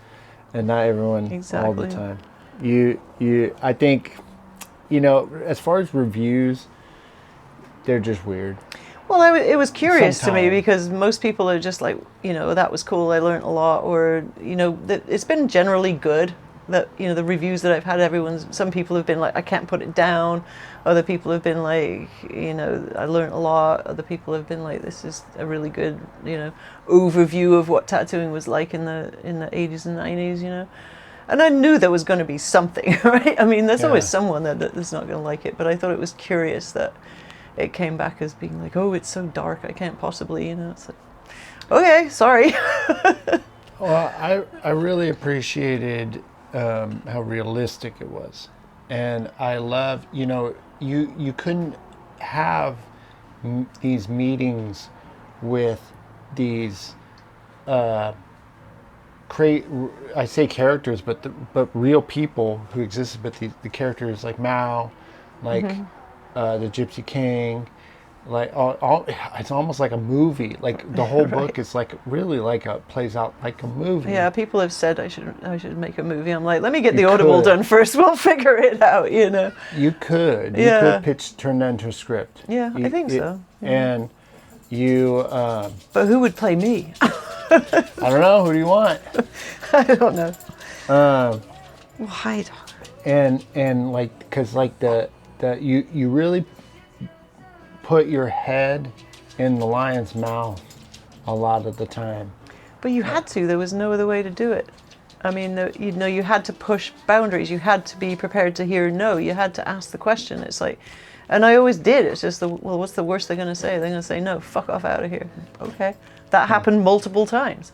I'd go in shops and I'd be like, hey, I need to know what a Magnum is. And they'd be like, get the fuck out of here. What are you doing in here? Yeah. And I was just like, I just want to know what something is. And they're like, we don't give away information. And I just come back the next day and they'd be like, really? And I'm like, yeah, just tell me what I want to know. And they're like, eventually they would say, if we tell you, will you go away? And I'm like, yeah. And sometimes it worked, sometimes it didn't. But mostly it did, because they were just like, oh, God, get rid of this stupid kid taking up our space out front here, you know? Yeah. Well, it's interesting, like what, hearing you, I always wonder what those tattooers were like back then, or what it was like amongst those shops back then. You paint a really good picture about it. I mean, especially when you deal with like your, I think his name was Larry, super suspicious of everybody, etc. I've had experience like that. Yeah. A lot of people have. I mean, if you own a tattoo shop, you're crazy. Like that's just Well, yeah. I mean, when I owned shops, ran shops, I like to really do a lot of advertising and a lot of promotion so that the shop ran well. I like to put a crew of people together that got along well, so we didn't have to deal with the friction. But there was also rules that I had that people thought were weird, which was, I mean, we didn't have cell phones. So it was like your girlfriend, your partner may not call the shop during business hours unless it's a matter of life and death, like at all. Yeah. And that really created a lot of drama with people sometimes. And it was just like, no, when you come to work, you leave your shit at the door. And when you leave, you get to pick it up and take it on its way and do whatever you want. But when you come back to work, this is for the clients. This is not about you. I do not want you doing a shitty tattoo on someone because you're mad at your girlfriend, or whatever. Yeah. And they didn't like some of the rules, like being to work on time and shit like that. But, they also made damn good money at the time. So, it was, I considered it to be a business. I've listened to interviews with people like Dave Bobrick, who's a really good businessman. Yes. And, it really is a case of if you're a shop owner in this trade, you're there to make money. You're also there to make sure that the people that work for you are doing all the right things they should be and making money also. And again, bottom line, you're there to make sure that the clients have a good experience, because otherwise they're not coming back and they're not going to give you their money. So it all, like, it's a big wheel of everything has to function and be in its right place at the right time. And then, you know, it's still work, right? And it was always work. Yeah. But tattooing is work, you know. I mean, it's art, it's creation, but at the same time, when you're doing it on someone and taking their money, it's work. You know, and I've talked to young tattooers, the new generation, who are like, oh my God, it's not work, you know, it's supposed to. I'm like, no. You know, when you put your time into a schedule and giving people something for money, it's work. Yeah. It's as simple as that. And you can enjoy it, but it's still work. Yeah. The amount of stuff I don't want to do just to do what I want to do it's like, and that's true. And for those people that get the things you don't want to do, it still makes them happy. I mean, people are as happy with something this big as they are with a whole bodysuit, and that's the main. And to never lose that perspective of, it doesn't matter how silly it might seem to you. Yeah. That person is stoked. You know that. Well, yeah. Sorry, I should have clarified. I meant just like in general. Oh yeah. I mean, no. yes, yeah, you're right. There, you. When we're here to do tattoos, I've been frustrated, and then I've just, you know, I'm at way past that to acceptance. Sometimes it's frustrating, sometimes it's not. Sometimes you don't get what you want to do, but you got to do things you don't want to do to do what you want to do. Well, this is, I mean, the art form that is dictated by what the client wants. So most artists, in the true sense of the word, get to paint whatever the hell they want, whereas we are restricted by, to a point, what the client wants. And so that's a learning curve all by itself, you know? Yeah. And I've seen a lot of tattooers that just do whatever the hell they want, because, well, it's done now, what are you going to do? But is that client come back? I mean, are they happy? Are they... Sometimes, sure, but not always. Yeah, sometimes you think they have a bad experience, and they're like, I loved it. And you're just like, really? Yeah. I was having a horrible day that day. All right. But no, it's true. I mean, and you're right. I mean, there's a lot of shitty things you have to do in the world in general, just to make money and go to work and live. Well, just to be, you know, all the things, you know, someone may say to you, it's like, it's easy for you to say because you're doing what you want to do. And it's like, well, all the things I didn't want to do to get here. I mean, tattooing is not like a job where you just get a paycheck and then you get to go home and watch Netflix and chill. It's like, it's completely different. And when I was telling Bert, it's the last frontier. It's the last lifestyle kind of job like that, you know? Well, you don't have a badge. It's a lifestyle, but not everybody, you know, respects that lifestyle, I think. And I don't know if it's necessarily the last frontier, because music is the same way. I mean, the musicians are the same kind of, that same thing, whether, you know, they have to go out and play concerts and they have to do the same music every single night. I can't imagine how boring that must be, to have to go out and do the same songs every day, you know, or every tour. I mean, it's repetition, right? And no one wants to hear any new stuff. No. You know, right. When Guns N' Roses plays now, no one wants to hear anything new they made. They're like, just play Appetite for Destruction from start to finish. That's I mean, I went to a Bruce Springsteen concert one time and he started busting out gospel. I'm like, what the hell is this shit? You know, I didn't pay for this. I mean, all right, you know, but no, I want to hear the old tunes, you know. So they can't really experiment that much either without losing a certain amount of their followings, right? So, I mean, it's, I don't know. I'd rather tattoo roses all day, every day, than sing Guns N' Roses same songs every day, though. I agree. Yeah, especially because I'm a bad singer. The D&D books, you still have them? Yeah. That was such a cool They're part. super cool, yeah. I love the idea. It's fascinating, too, because dragons, you know? I mean... Always dragons. Always dragons. Dragons been a part of tattooing since forever. It's just some fascination with them. People got to have them tattooed on them, you know. But the Dungeons and Dragons book was just a book of pictures that had, you know, other people's art in it. And so I could use it for different types of reference. And at the time, I mean, there was dragons and wizards and castles. I mean... Pegasuses and unicorns, and that was a big thing in the 90s, was all that mystical stuff, and this was 2 books just full of it. Not even a little bit. The Vikings kind of came later. Okay. But this was all the mystical, you know, wizards and warlocks and dragons, and I remember seeing the old Flash with like the wizard. Yeah, and the wizard holding the ball, and then the castle behind it, and the Pegasus flying in front of the castle, and then the unicorns and the rainbows, and it was just mysticism and fantasy. And I think part of that was backed up by the comic artists of that era. Frank Frazetta, Wrightson, talking about earlier. Yeah. And shoot, I can't remember half the names, but I mean, there was some amazing comic art being done in those days that people were leaning on heavily for tattoo designs. And realistically, it's all we had. We had Achilleos and Vallejo and all these people, and we would use those books. And like the collection of books that Chad has here, for example, that was our library of reference, right? And I would go to the bookstore and buy books with pictures, photos of castles or photos of whatever, just because it had something in it I could use. It wasn't a tattoo design. There were no tattoo design books, Yeah. Yeah. But it had inspiration, right? It was a different castle. You weren't just churning out the same castle over and over, right? Yeah. And of course in Europe we had tons of castles, so, well. That helps. Yeah. I'm sure. To a point. And you have, you speak multiple languages. Yep. French, German, Spanish, English, and American. Yeah, and American. And American. Yeah. I do not. And I tried to learn Spanish on Duolingo, and it's not the same. I think being able to go to all those different countries, they say you can take 4 years of something, you can take like 4 years of French, but it's not the same as living in France for like 6 months. No, and those countries too, I mean, obviously being in Europe, we were literally forced to learn French in school. And then they'd given me a choice between Spanish and German, and I was like, well, I'm never going to use Spanish, I'll learn German. So by haphazard chance, I ended up not learning Spanish and then went to Spain.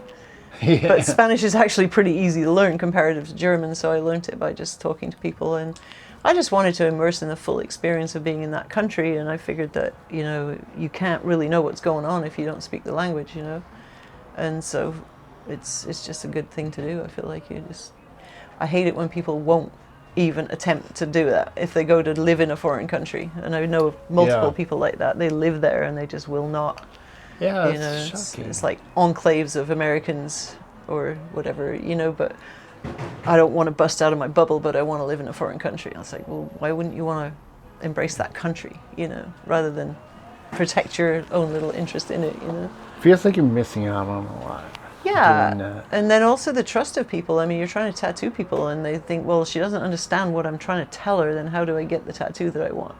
Yeah. I tell her I want a red dragon, and I get like a blind hedgehog. I mean, it's literally, Yeah.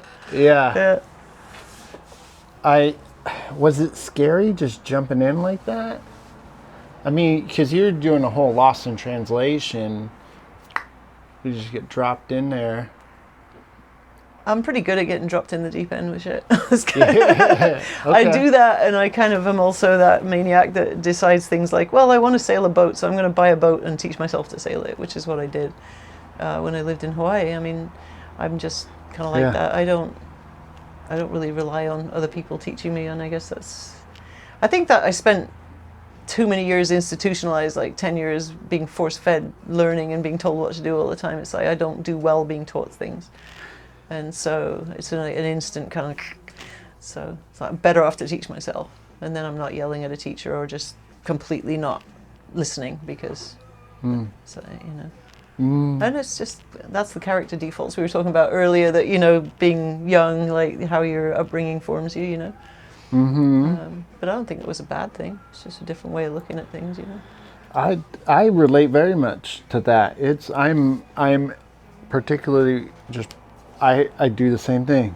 If I'm easy to ask but hard to tell kind of person, and I'm horrible academically. Yeah. But if you I learned math by putting $signs in front of the numbers. Well, there you go. and I learned to read from video games, and whenever I do something, I just do it. Yeah. It's kind of like this. Right. Like, I get a lot of criticisms from people being like, "We need to do this, we need to do that." I'm like, dude, I'm just starting. Like, I'm figuring this out. Well, you know? also you're doing what you want to do. It's that whole thing of like, we're pirates. We do whatever the fuck we want to do. You know. Yeah. I mean, and you'll figure it out. And again, some people may hate it, and some people may love it. Right? You just got to do it to know that. You know. Yeah, I think they say the word "done" is better than perfect. Exactly. Yeah. And I'd rather, at least I did, you know, because I get people being like, you need multiple camera angles, and you need to start switching, and you need the audio needs to be perfect, and you need a studio setup. I'm like, I'm just going to take a camera, 2 people. Right. You're the first person who's come to me. I usually just take a camera, 2 people, Yeah. record them, put it on the internet. That's it. I don't want it to be super special. I want it to be very lax. I want people to be comfortable, and I want it to be real. Well, plus, I mean, yeah, it's a conversation. It's not like you're sitting down for like a formal interview, in which case you might want to do all that special shit. But yeah, it's raw, right? It's organic, so it's better that way. I feel like, you know. We're not doing a suit and tie, you know. No, I wouldn't be here for that. I don't own a suit and tie. Me neither. Yeah, I'm totally not that type of person. But I do want to be on Jimmy Kimmel, just in case Jimmy's watching. You can always rent one. Do you really want to be on Jimmy Kimmel? I do want to be on Jimmy Kimmel, yes. What do you like about Jimmy Kimmel? The show or him? Either or. Shoot, I don't know. I just feel like he would be kind of funny to interact with. Yeah. You know, it's something one of my friends said when the book first came out. She's like, "You're going to be on Jimmy Kimmel." I'm like, "Yeah." Yeah, because he's kind Maybe. of, yeah. I mean, that would be fun. It would be fun, right? It's just something to aspire to. It probably never happened, but I mean, to be on one of those late night TV shows, I think would be good. I wouldn't. There's a couple, like, what the heck's his name? Connor. What's his name? Connor something like that. Anyway, there's one or two that is just like no, you know. But sure. But yeah, Jimmy Kimmel could be fun. Yeah. Do you watch the show, or was it just like a joke? Very occasionally, but yeah. That's what Rogan thought. would be fun too, but Rogan kind of talks a bit of too much shit about women, I think. I mean, and it's kind of one of those things, like, don't get me wrong, it's not like I can't take it and give it back the same way, but I notice that when he interviews women, it's a completely different setup. Like, when he's talking shit with the guys, they're talking smack about women, you know, and then he's pretty pushy when he chats to women. Yeah. So, it's edgy. I mean, it always is, and I know that it's hard to talk about the way women are treated with men who could veer into like, oh, that's a hashtag Me Too comment. It's really not. It's like there is definitely a different vibe because, well, you guys are men and we're women, right? So, I mean, I've been in a male-dominated industry for a long time, and I can relate more to chats with men actually than I can to chatting with women a lot of times, but that can also have its drawbacks when I'm trying to talk to women. But, you know, I would rather talk shit with the guys sometimes, you know, because it's funner. Yeah, I can. Towards the end of your book, I can really tell. You get a really good painting of your personality. You know, I didn't know what to expect when I met you, but it's, you know, reading the book helped. Right. Really a lot. Yeah, I think so. And I can tell that you're just, you know, me. You're just you kind of person. There's not too many like me. You don't stress too much about the who's or the whys very much unless it's like necessary. Don't sweat the small shit, man, and it's all small shit. That's what they say, and it's not wrong, you know. It's like, don't sweat the small shit. It's I've noticed that my clients that have read the book have been acting a little differently too, you know, since just different ways, because now they know more about me than they've ever known, because usually the conversations before were all about them. Yes. You know, so now they know more about where I came from, and they also know now more about, you know, how we as tattooers approach doing tattoos, which they've learned from the book. Yeah. And that's why I wanted to write it more for like a general audience, like a wider audience, so they can have a little insight into what we do. Yeah. And that's been kind of cool. It's been interesting. Yeah. Yeah. That was one of the things I wanted to do for this, because I was going to the original idea was calling it Everyday Tattooers. Mm-hmm. And just talking to everyday tattooers, people in the industry, so that they could share with their clientele and stuff. Because I feel like that helps, you know. Yeah, I think tattoos are extremely fascinating to everybody, which is probably why so many people want to do them, you know. Yeah. I don't think that everybody should do tattoos because I don't think everyone necessarily has that like direct connection with it in the sense. I think there's a lot of tattoo applicators out there now, Yeah. mixed in with the artists and the tattooers, but to be a proper tattooer is a whole different thing from applying tattoos. Yeah. How would you say that? What is the difference between a tattooer and an applicator? Yeah. Well, from the world I come from, I mean, the tattooers I have known, a lot of them were, they're just characters. They're people that have stories. I mean, we used to have stories to tell people. We used to have to entertain people because they didn't have a phone in their hand and they didn't have, really anything. And also, their tattoos didn't mean anything. So they wanted to talk to you about themselves. And then when they ran out of that, they expected you to entertain them, right? Yeah. But most of the tattooers from back then, like, really did have interesting backgrounds of one sort or another, or they had adventures that they talked about. They tried to climb Mount Everest or done other silly things, or sail around the world. Or they were like Sailor Jerry stuff. They talk about how he tinkered with everything, and he had a radio show. I mean, there's always there's something with every one of those old guys, that they do. Yeah. Travel Europe in a van tattoo. Yeah, travel Europe in a van type thing, to run away with the gypsies, Yeah. But like, your Philadelphia Eddies and those kind of people, they're just all shit talkers, but they would always entertain the crowd, which is where it connects with the Carney thing from back in the day. It's like part of your job is to entertain the client as well as give them a tattoo. And I feel like a lot of the people I have kind of run into in the modern world don't really have that kind of thing. They're not very experienced worldly people, which is not a flaw of any kind, but it's just different, you know what I mean? Yeah.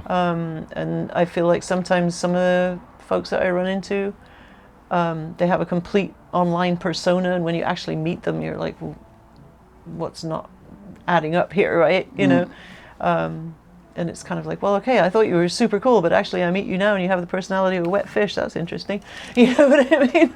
And that's kind of, I feel like, do the customers want to have more of a relationship with somebody exciting that you portray when you're talking about it on the internet, or do they want to just sit there and be tattooed by someone that doesn't want to talk to them? Because I see that a lot. Yeah. Yeah. You never know what you're gonna get, and it's. I've encountered the same thing too, where you do get that dissonance between somebody, they're online and they're in person. Yeah. I think a lot of it has to do with people being online more. Right. And people just, I feel like being alone for too long is bad for you. Yeah, I think so too. And before I got into tattooing, before I grew up, I was a shut-in, and I was that online kid. And I got so disgusted with it, I wanted to change. That's one of the reasons I even kind of pursued this adventurous career. Yeah. And knowing me, if you knew me then to now, like me talking to you and stuff, it would be like black and white. Yeah, and I think that, there's a certain amount of stuff that in tattooing that allows people to grow into that, but it's just curious to me that there's a lot of, like people wearing headphones when they're tattooing and not connecting at all with the person. I find that super weird. Like I can do a TV, but the headphone is really like... It's very robotic. It's like talking about AI tattooing people or whatever. I think it's a similar thing when you see these guys that are wearing headphones and doing these pieces, and I know I'll probably get shit for saying that, but I feel like there's a disconnect. It's like you're just basically performing. You're not engaging, right? There's no like give and take. There's no like interaction. There's no flow of energy between the two people because you cut it off. Yeah. And I know some people who they do really good work like that, but whenever I've tried to do it, unless they're already using headphones and that's the type of person they are, it feels weird. Yeah. I mean, for the customer, whatever gets them through. If they're getting a rib shot done, I mean, I'll tell them, bring headphones, chill the hell out, bring your pillow, get comfy, do that. But we're usually at a certain point in the relationship by that point, you know what I mean? Where we've already talked things through and connected as human beings, but... Yeah. Or maybe they're just, maybe it's just a day where you both are quiet, but you see them next week or in 3 or 4 weeks and you guys are chatting it up. And, but I think that's part of it, right? The personal connection with people, yeah. You have more friends than you know when you're a tattooer. Yeah. And that's cool. I mean, it used to be like really neat like that, you know, run into people all over the world. It's like, I know who you are, you tattooed me, or you tattooed my friend. And that kind of banter back and forward, you know, which I feel like banter is missing in a lot of modern tattoo shops, like the chatting up between the clients and the tattooers chatting between each other and stuff. I mean, a lot of the tattoo shops that I go to tend to be very kind of, this is my little island. You may talk over there, but don't come near me and my person, you know, and it's all different. I mean, like I said, I'm not trying to criticize any of it, but it's just interesting to see the difference between that and back in the day when everybody would just join into a big old, you know, banter back and forward thing, you know. Yeah, that's one of the reasons I even came back here. I mean, there are multiple reasons, but, you know, exploring outside of here, I got a taste for that it wasn't as genuine, because here it feels great. Yeah, and there's a lot of history on these walls and stuff, which is kind of cool too. There's something to entertain people. Back to that, right? That Carney connection, where everywhere you look, there's something cool to look at, and then that's a spark up a story. It's like, oh, look at that. Where did that come from? Or, you know, that yeah. You hit it right on the head. Just weird random thoughts when people are asking you questions. That's exactly what I want to capture. So feel free to share as much as you want.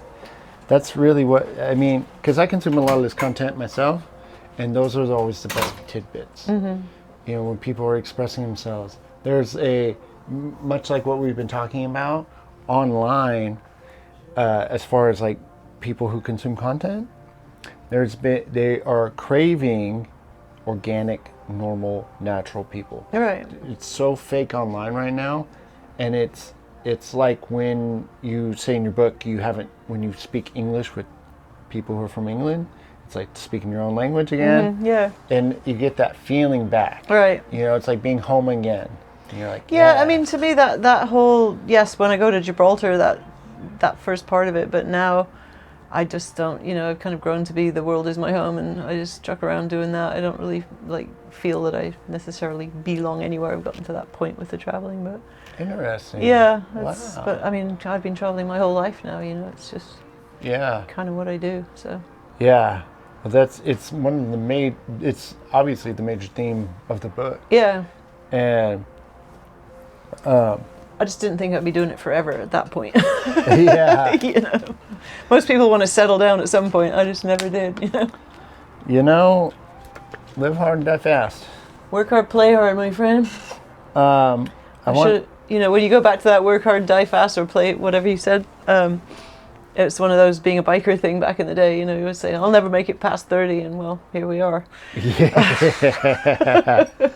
I said the same thing when I was younger. And I said 30, and then by 30 I was like, oh, we're going to give it 40, and then now it's like 2 years away. I'm like, nah, you know. Right.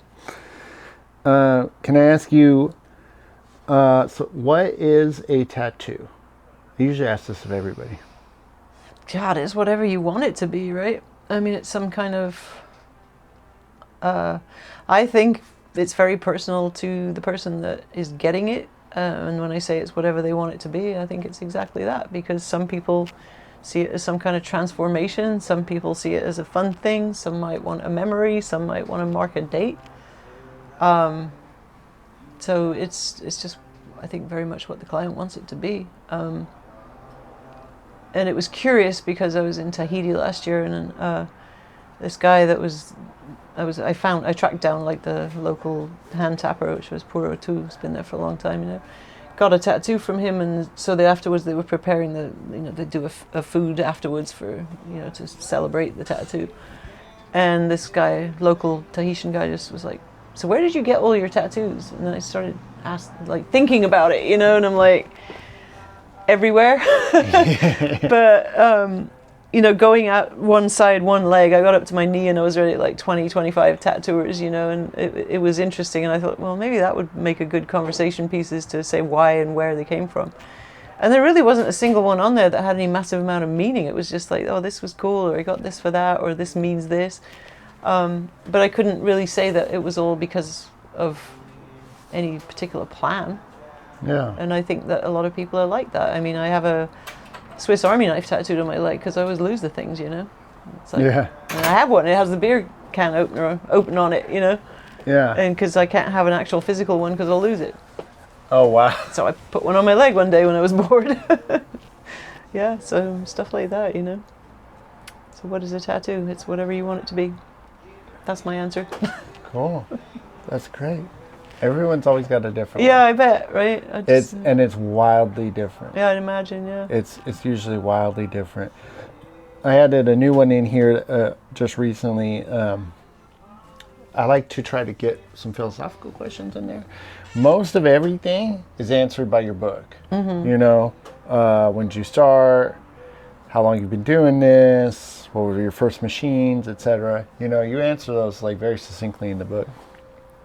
And like I said, well, we obviously want people to. I want people to read it because it's a great book. It is great read. It's a great read. It's easy read. It's a comfortable read, and it's smooth. I pitched that because it feels like I like reading. Yeah. I'll read on the phone. I'll read in a book. I'm usually between like 5 books at once, always like, kind of like rotating, and you know, like I'll pick a little bit here, pick a little bit. I'll listen to them. That's a cool way to do it, yeah. I'll have one to listen. It's easy to separate. Like 3 is probably more realistic. Yeah, yeah. 5, I am well, I actually just finished one, so I'm on 4. But 3 is easier because one to listen to, one to read in a book, and one to read on like Kindle or iPad or something. Well, and I kept it at short chapters that are kind of their own little stories, because I really hate when you're reading it at night and you're trying to get to go to bed, and then the chapter just won't end, and you're trying to find the end of it, and it's like, damn, man, there's another 20 pages. So. Yeah.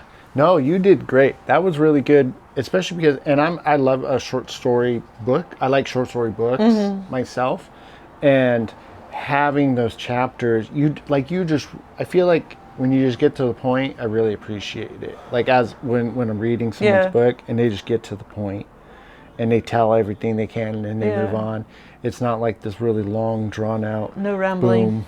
Yeah, no rambling at all.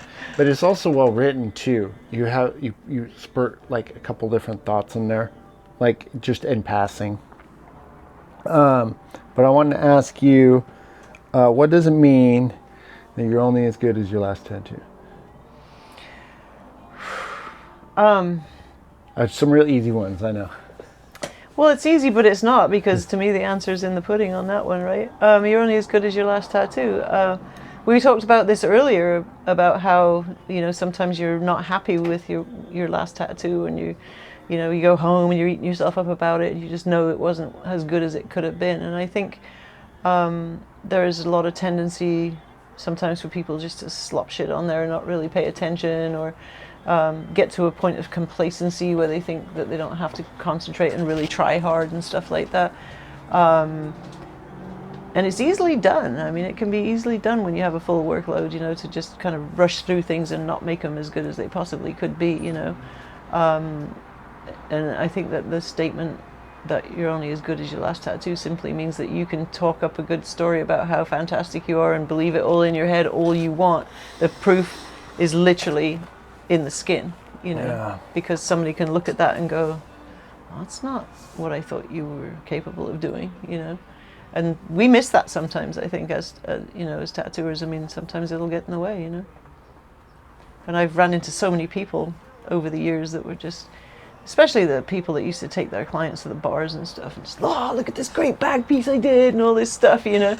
And you're looking at this horrendous crap, and you're just like, but they were talking up a great tattoo, and all the people that were there listening were like, oh yeah, wow, you know. And I'm like, are we all looking at the same thing here? You know, so it's easy to talk a good tattoo, but, you know, look at your last one and decide. Does that make sense? Yes, absolutely. I don't know. That was from Crazy Ace, by the way, not me. That was a Crazy Aceism. Yeah? Yeah, he was an amazing person. Yeah. Can you tell me a little bit more what he's like? Ace was just like, I mean, he was a big bad biker, you know. He was a Canadian biker that got ran out of the United States, and he was definitely crazy, and if you pissed him off, you would know all about it. But he was also like a really dedicated tattoo artist, you know, and he ran shops and made sure that, you know, they were ran properly, and hygiene was an amazing thing to him, you know, and it was extremely important to be as hygienic as you could be. And he would make people do that. He would check you all the time in the shops, and he would make... Oh, yeah, with the glove. With the white glove. He'd come in, and he would put on a white silk glove, and he'd just run his fingers like here, tops of door frames, places you would never think to clean. And the whole crew would take a week off to think about it if he found even a speck of dust. I mean, it was... yeah. But Wow. he was extremely strict and extremely on his shit, but his shops ran really well, and he just had a big influence on me because he was so kind of influential in my thinking of how to run a shop, how to be respectful to people, how to handle clientele, how to just do everything as well as you could and properly, like in the true sense of the word, like have integrity and be a person of your word, you know, which he was extremely like on that. If you, even the shred of a mistruth, you know, not even a lie, just a untruth or a stretching of the truth, if he found out about it, I mean, he would never talk to you again. He's just like, no. Because if a person was not of their word, they weren't worthy having around you. And I live that to this day. I mean, if people lie to me or I find out that they've been deceiving me, I just don't trust them anymore. I don't want them around me at all. And I think that's a good way sometimes to separate out the chaff, you know, a little bit. Yeah. You know. Yeah, it's if I were to use the literal word extreme, or maybe viewed that way by some people, but it seems like it was successful. It was a successful, like being so clean, and it seems like he was clean about everything, metaphorically right, exactly. and literally. Yeah, it was an embodiment of it. Yeah, a very principled person, which nobody expected because they just thought he was a scary biker. And no, it had a big effect on me, and then I think, you know, people may think that's a bit much, and you know, oh wow, but I think sometimes people like that need to move through your life just so that you can realize that and understand that yes, integrity is a very important thing, you know. It seems to be a very common theme with a lot of old timers. That integrity is. I mean, that's just it. It seems like that was like probably the most. It's a very common theme. It's very highly regarded. It's the same thing with Henry. It's the same thing with Bert. It's the same thing with like Dave. It's the same thing with several people. Younger people are not so worried about it, it seems like. Yeah, and they're always complaining about their relationships and how they just got ripped off and all this stuff. So, I mean, like, it does, you know, have a theme. It's a very old school idea, but at the same time, it does tidy up your life when you get rid of the people that have no integrity. Yeah. You know, quite significantly. Yeah. And as far as running businesses, yeah, I mean, I honestly do believe that anyone who has never ran a tattoo shop really doesn't understand how important it is to have principles among the people that work for you or with you or whatever they call it these days, you know. I mean, because if like the Crazy Ace thing, you know, if a person is not of his word, then they cannot be trusted. And if you cannot trust them, why would you want them in your shop alone with access to all the keys to the castle, right? Yeah. So yeah. It goes even. Yep. Yeah, even Pops over here. He's you know, it took me like 2 months to get the keys, and then but it also means something once you get them, right? Yeah. Right. But I can tell you, I mean, I came to work one day, say. and my shop in Old Sacramento, I mean, the door had been kicked off the hinges by the guy who was working for me because he got high on drugs in the middle of the night and lost his key, so he kicked the door in. Wow. And he got fired that day, obviously, but you know, Yeah. this is what I mean. It's you have to trust the people, you know. It's like, and if you can't trust them, then you got nothing. There's no foundations to build any kind of relationship on. You know, and that's why I think the integrity was so important to the old school people, because there was very few people, and you wanted to be able to know that you could trust everybody, right? So you weren't wasting your time. Yeah. And it's very, you know, it's almost like a shared personality, because I see a lot of that in chat, and just how they view it, and how they're like, well, you know, like when I told him that you were coming through to the shop, it's like, who is it? You know, I'm like, you're gonna be fine.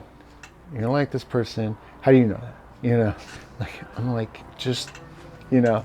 That's why I like the setup. Right. That way everyone can kind of like settle in, setting up while and everyone's talking, Yeah. just letting that, you know. That was a little bit based on time, but I was also happy that it happened because I wanted everyone to get comfortable. I didn't want to come in, just start doing interviews and then kick them out. Yeah. I wanted everyone to be, and then I told you, he's a big old teddy bear, just warmed up. Well, I mean, it's curious to us. I mean, you put me in front of anybody who started tattooing in the 80s, I'm probably going to get along with them just fine because we come from the same place, right? And we've seen everything else come and go. And we will see it again, I'm pretty damn sure, Tattooing goes in cycles, right? I mean, it just does, a lot of people that came through in the early 2000s are long gone. Yeah. Curious to see how many will be left here in 10 years from what's going on now. Yeah. I mean, who knows? But tattooing kicks out those of them that don't belong. I mean, it really does. If you don't belong is definitely a thing, Yeah. Yeah. People realize, and they realize pretty quickly whether or not they have an aptitude for it, and they can keep putting on tattoos and taking money for it, but if they're not good at it and they don't like it, then eventually they will just go away, Yeah. It's certain. I can't even explain why that's a thing in tattooing, but it really is. I was going to ask. It's like, living on an island. They say that about Hawaii. If Hawaii doesn't like you, it'll spit you out. And I think tattooing's the same way. Yeah. In some weird, you talked about metaphorical questions. Well, there you go, right? It's the tattoo gods, right? Yeah. If you're good to them, they will be good to you. And if you're not good to them, then you will go away eventually, Yeah. Yeah, it's interesting too. I was telling Bert about this, but I also learned this from this guy I worked for. I helped him build machines, and I realized JFK said this, but he was like, I'm not worried about what I can get from tattooing. It's that what I can put back into. Yeah. It's about what I can do, because I already do tattoos. Right. But what can I contribute? Well, that's it. That's why I wrote the damn book. Yeah. That's my part of it, for good or for bad. I can tell a story about my experiences that may be useful to other people, and that was kind of part of why I, in the end, was just like, I've got to do this. I've been talking about it for too damn long. And I had. I mean, I talked about it for a long, long time. And I just finally, at the beginning of this year, I ran into a woman who was a book editor in the same week as a friend of mine called from Honduras and said, can you come and house sit and dog sit for 3 weeks?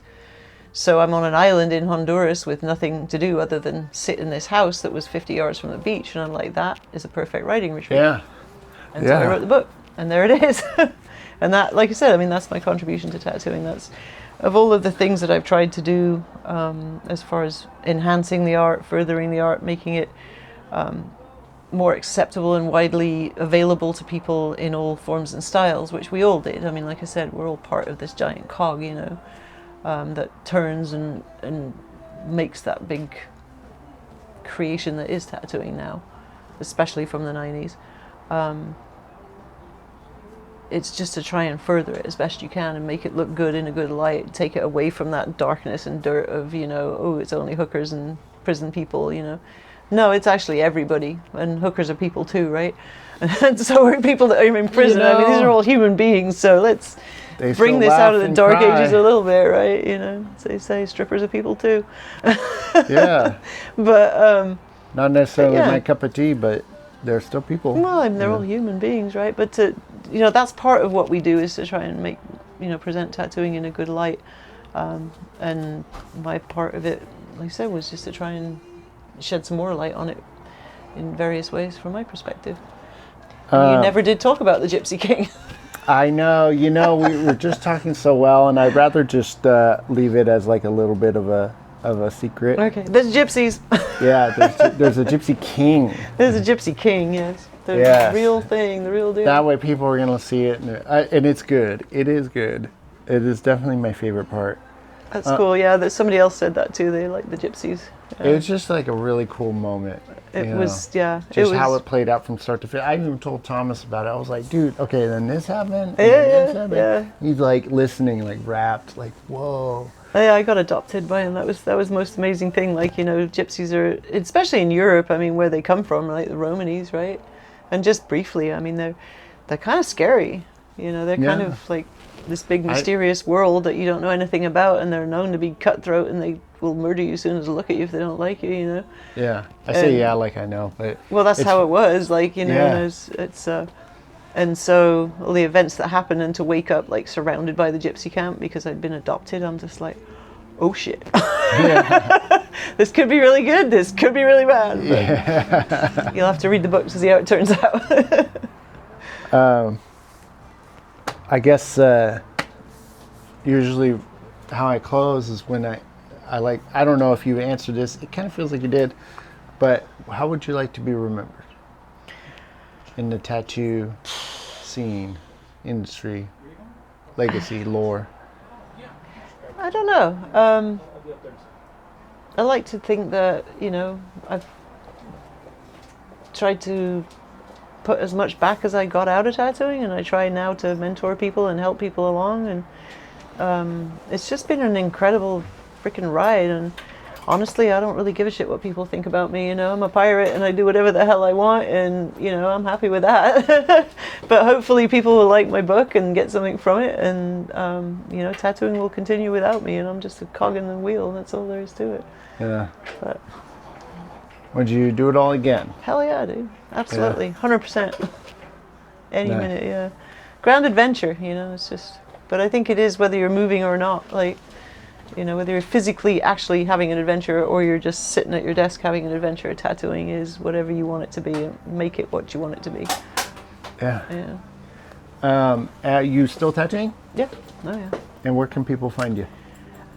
That kind of depends, because I'm a pirate. No. Yeah. Well, I know. Back to Yeah.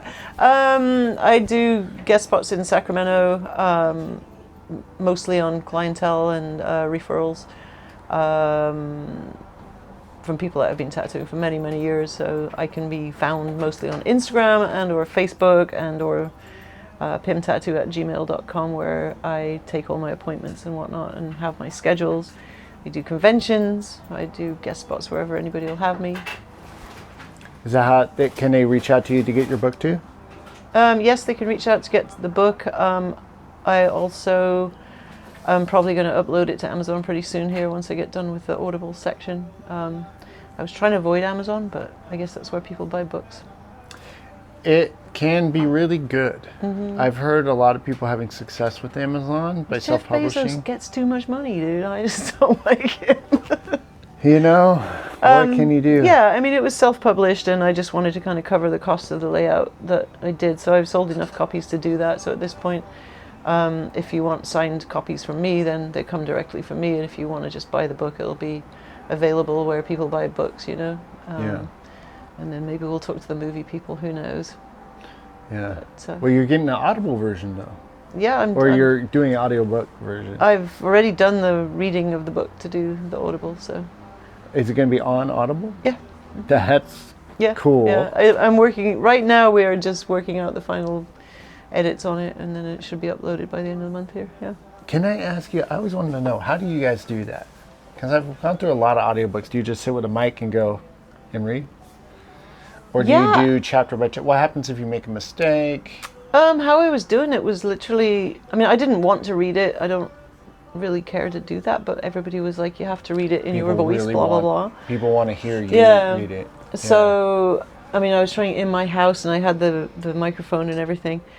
And then there was a speed bump out front of the house, so there was all this noise. So then I had to go in the back room, and then there was birds tweeting outside and aircraft overhead. Just, it was insane. So middle of the night scenario, you know, you're finding a quiet place is the hardest part. But what I was doing was kind of reading a paragraph and then playing it back, because you do stumble over words, you know. And plus, I mean, I've read the thing 100 times for editing and proofing, so it was very hard to stay sounding enthusiastic, right? Yeah. So you find yourself just on wah, and it's Yeah. like, no, you can't do that. You got to sound animated about it. So, but yeah, just little chunks at a time, and then my friend's editing it for me. So That's really cool. yeah, I mean, I'm excited. It'll be fun. And then I just registered it with Library of Congress, so now I can move on to the Hollywood side of things, because you got to be really careful with those cats. They're a bit sketchy. The Hollywood people. Yeah, it's Yeah. that's a water full of sharks, for sure. Yeah, more And then- sharks than most places. Yeah. Yeah, and I know a few people. The thing about Hollywood is it's always they tend to start a lot of things and not finish them. So you may get picked up and then it'll just go dead in the water. I think you might have a lot of success with Netflix. Yeah. I mean, there's places out there, they want you to pay them to produce your film. It's kind of how that works. It's the same with the publishing, the self-publishing. Well, They're like, you pay us and we'll publish it and we'll say we published it, but you still have to do all the marketing. So it's a total scam, you know what I mean? well, maybe this will help you because I'm not. This is not an area that I'm familiar with, but I have heard that if Netflix likes what you got, a lot of times they'll just take a chance on it. And Netflix plays a numbers game, so they'll pump out they'll produce multiple different things and just see what sticks. Yeah. And they're not afraid to be experimental. Yeah. So Well, it's not for me, it's not really a huge, like, has to happen kind of thing. I mean, people have said they think it might be great as a movie and stuff, and I'm just like, yeah, you know, I just want to be on Jimmy Kimmel. No, I'm just kidding. who knows? Who knows, right? It's exactly that. It's like everything else, you know, it's not who you know or what you know, it's who you know, you know? Well, there's not a lot of good stories about tattoos. Like people who do tattoos. They're just, it's not, I mean, there's some movies here and there, but it's not really, it's very sparse and it's not really like the center of it. I think it's got potential because it's just a good read and it's a good story. I mean, and I think that's the main thing. You know, when I tried sending it to publishing houses, there were people that were just like, "Oh, tattooing's played out. We don't want anything to do with it for that reason," and other people that just couldn't see that it was unique, the story. You know, and I'm like, I know it's a unique story because I was the only one there. You know, it's like I was the only woman that was traveling around Europe in a van teaching themselves to tattoo in the 1980s. I know that because I was there, you know. Yeah.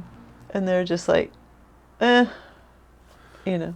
Yeah. So like, whatever, I'll publish it myself. I think that's a smart move too because then you get to control it. Exactly. Yeah. And that's like a real Todd McFarlane move. He made Spawn and he's really into controlling your own characters. Yeah. And you know, I think it's important to trust yourself because I know a lot of stories like the guy who wrote Robert Greene, who wrote 48 Laws of Power. He wanted to write that book in a very specific way, and it's very, like, visually, it's very appealing. It's got bookmarks, it's got little quotes. He has set it up in this very specific, like law story about it. That's like going with the law, you know, going against what happens when you go against the law, etc. And they told him kind of like the same thing, like this is too experimental and stuff. The same thing with, even Dr. Seuss. Yeah. He was turned down like over 25 times. Well, or they said that something. about J.K. Rowling too. Was turned down some ridiculous amount of times, you know. Exactly. Yeah. And publishing houses, they don't like to let you keep your own voice. They want to manipulate things. And it's, you know, important to me. Like a lot of my people that read it, my clients and people that know me, have all said they can literally hear me talking when this is going, you know. So that's why this is easy right here. Yeah. For me, at least. Right. You're like, I know who you are. I read your book. yeah. I know more about you than you know about me. Yeah, so it's funny. Yeah, I was telling that to somebody the other day. Like, I have a mentor that I bring, or not a mentor. I have a kid who I mentor out of Tucson who was with me, traveling up here the other day, and we got to visit with one of his heroes. You know, and he'd been listening to podcasts about him and read his book and all this stuff. And I turned to him and I was just saying, yeah, this kid knows more about you than you know about yourself. And he was like, oh, and I'm like, yeah, man, podcast, you know, books. He's like, okay. And it's true. I mean, your fans will, you know, not that I have fans per se, but people that want to know about you will find out. And if you write it and put it in black and white, then effectively they do know all that stuff, which is why it's a big responsibility to put things in black and white because, well, it's in black and white. Yeah. Well, one of the things I was excited for you to do this is because when I'm looking for a new book to read, what's really popular right now is authors will do podcast circuits, Okay. and they'll just do a run of circuits. I use YouTube all the time, every Right. day. That's why I chose the platform, and I like long form conversations with people. I learn quite a bit, and if there's a book I'm interested in, I'll actually watch 2 or 3 different interviews that they Right. do, and of them talking about the book. And if I feel like I want to know more, then I buy the book. Yeah, for sure. I mean, that makes total sense. Yeah. And that's what I wanted to. That was my idea when I approached you, because that's what I wanted for you. I I wanted appreciate that. Yeah. that, for people to, that way people, when you get a book, I mean, how many books, I know for me, how many books have you bought that you never read? Well, I mean, for me, I don't know if we have a copy anywhere around, but I mean, for me, it was important to have a very visually appealing cover, so that people would want to reach out and be like, "Ooh, what's that?" Which is partly the Showtime thing, is to like, well, that's kind of interesting. What's that about? So I really kind of tried hard to get a cover that made people kind of go, "Ooh," and then it's like Yeah. it feels good. I like stroking it. It's a nice little fluffy little cover. But the biggest thing for me is that it's really hard to explain like what the book is actually about, because there's so much stuff in it. There's history, there's traveling, there's places in Europe, the gypsies, the fairs, learning to tattoo. I mean, learning to tattoo is really not that huge of a part of it in the grand scheme of things, because it touches Yeah. on so many different things, So they're like, write a blurb about it in 150 words or less. I'm like, Yeah. well, it's hard to explain. But regardless, I hope anybody that wishes to read it enjoys it. It's the best I got. Well, I really appreciate you talking to me. Well, thank and you I very really much. appreciate Likewise. you writing the book. And maybe one day I'll talk to you again. We'll Absolutely. see how, we'll If see I how write the the book next is one. going. Yeah, when you write the next one. Right. Yeah. Cool. Thank you so much. Thank you. Pym. Yeah, Thank absolutely. you. Thank you, Matt. Good to talk to you. Good to talk to you. And then you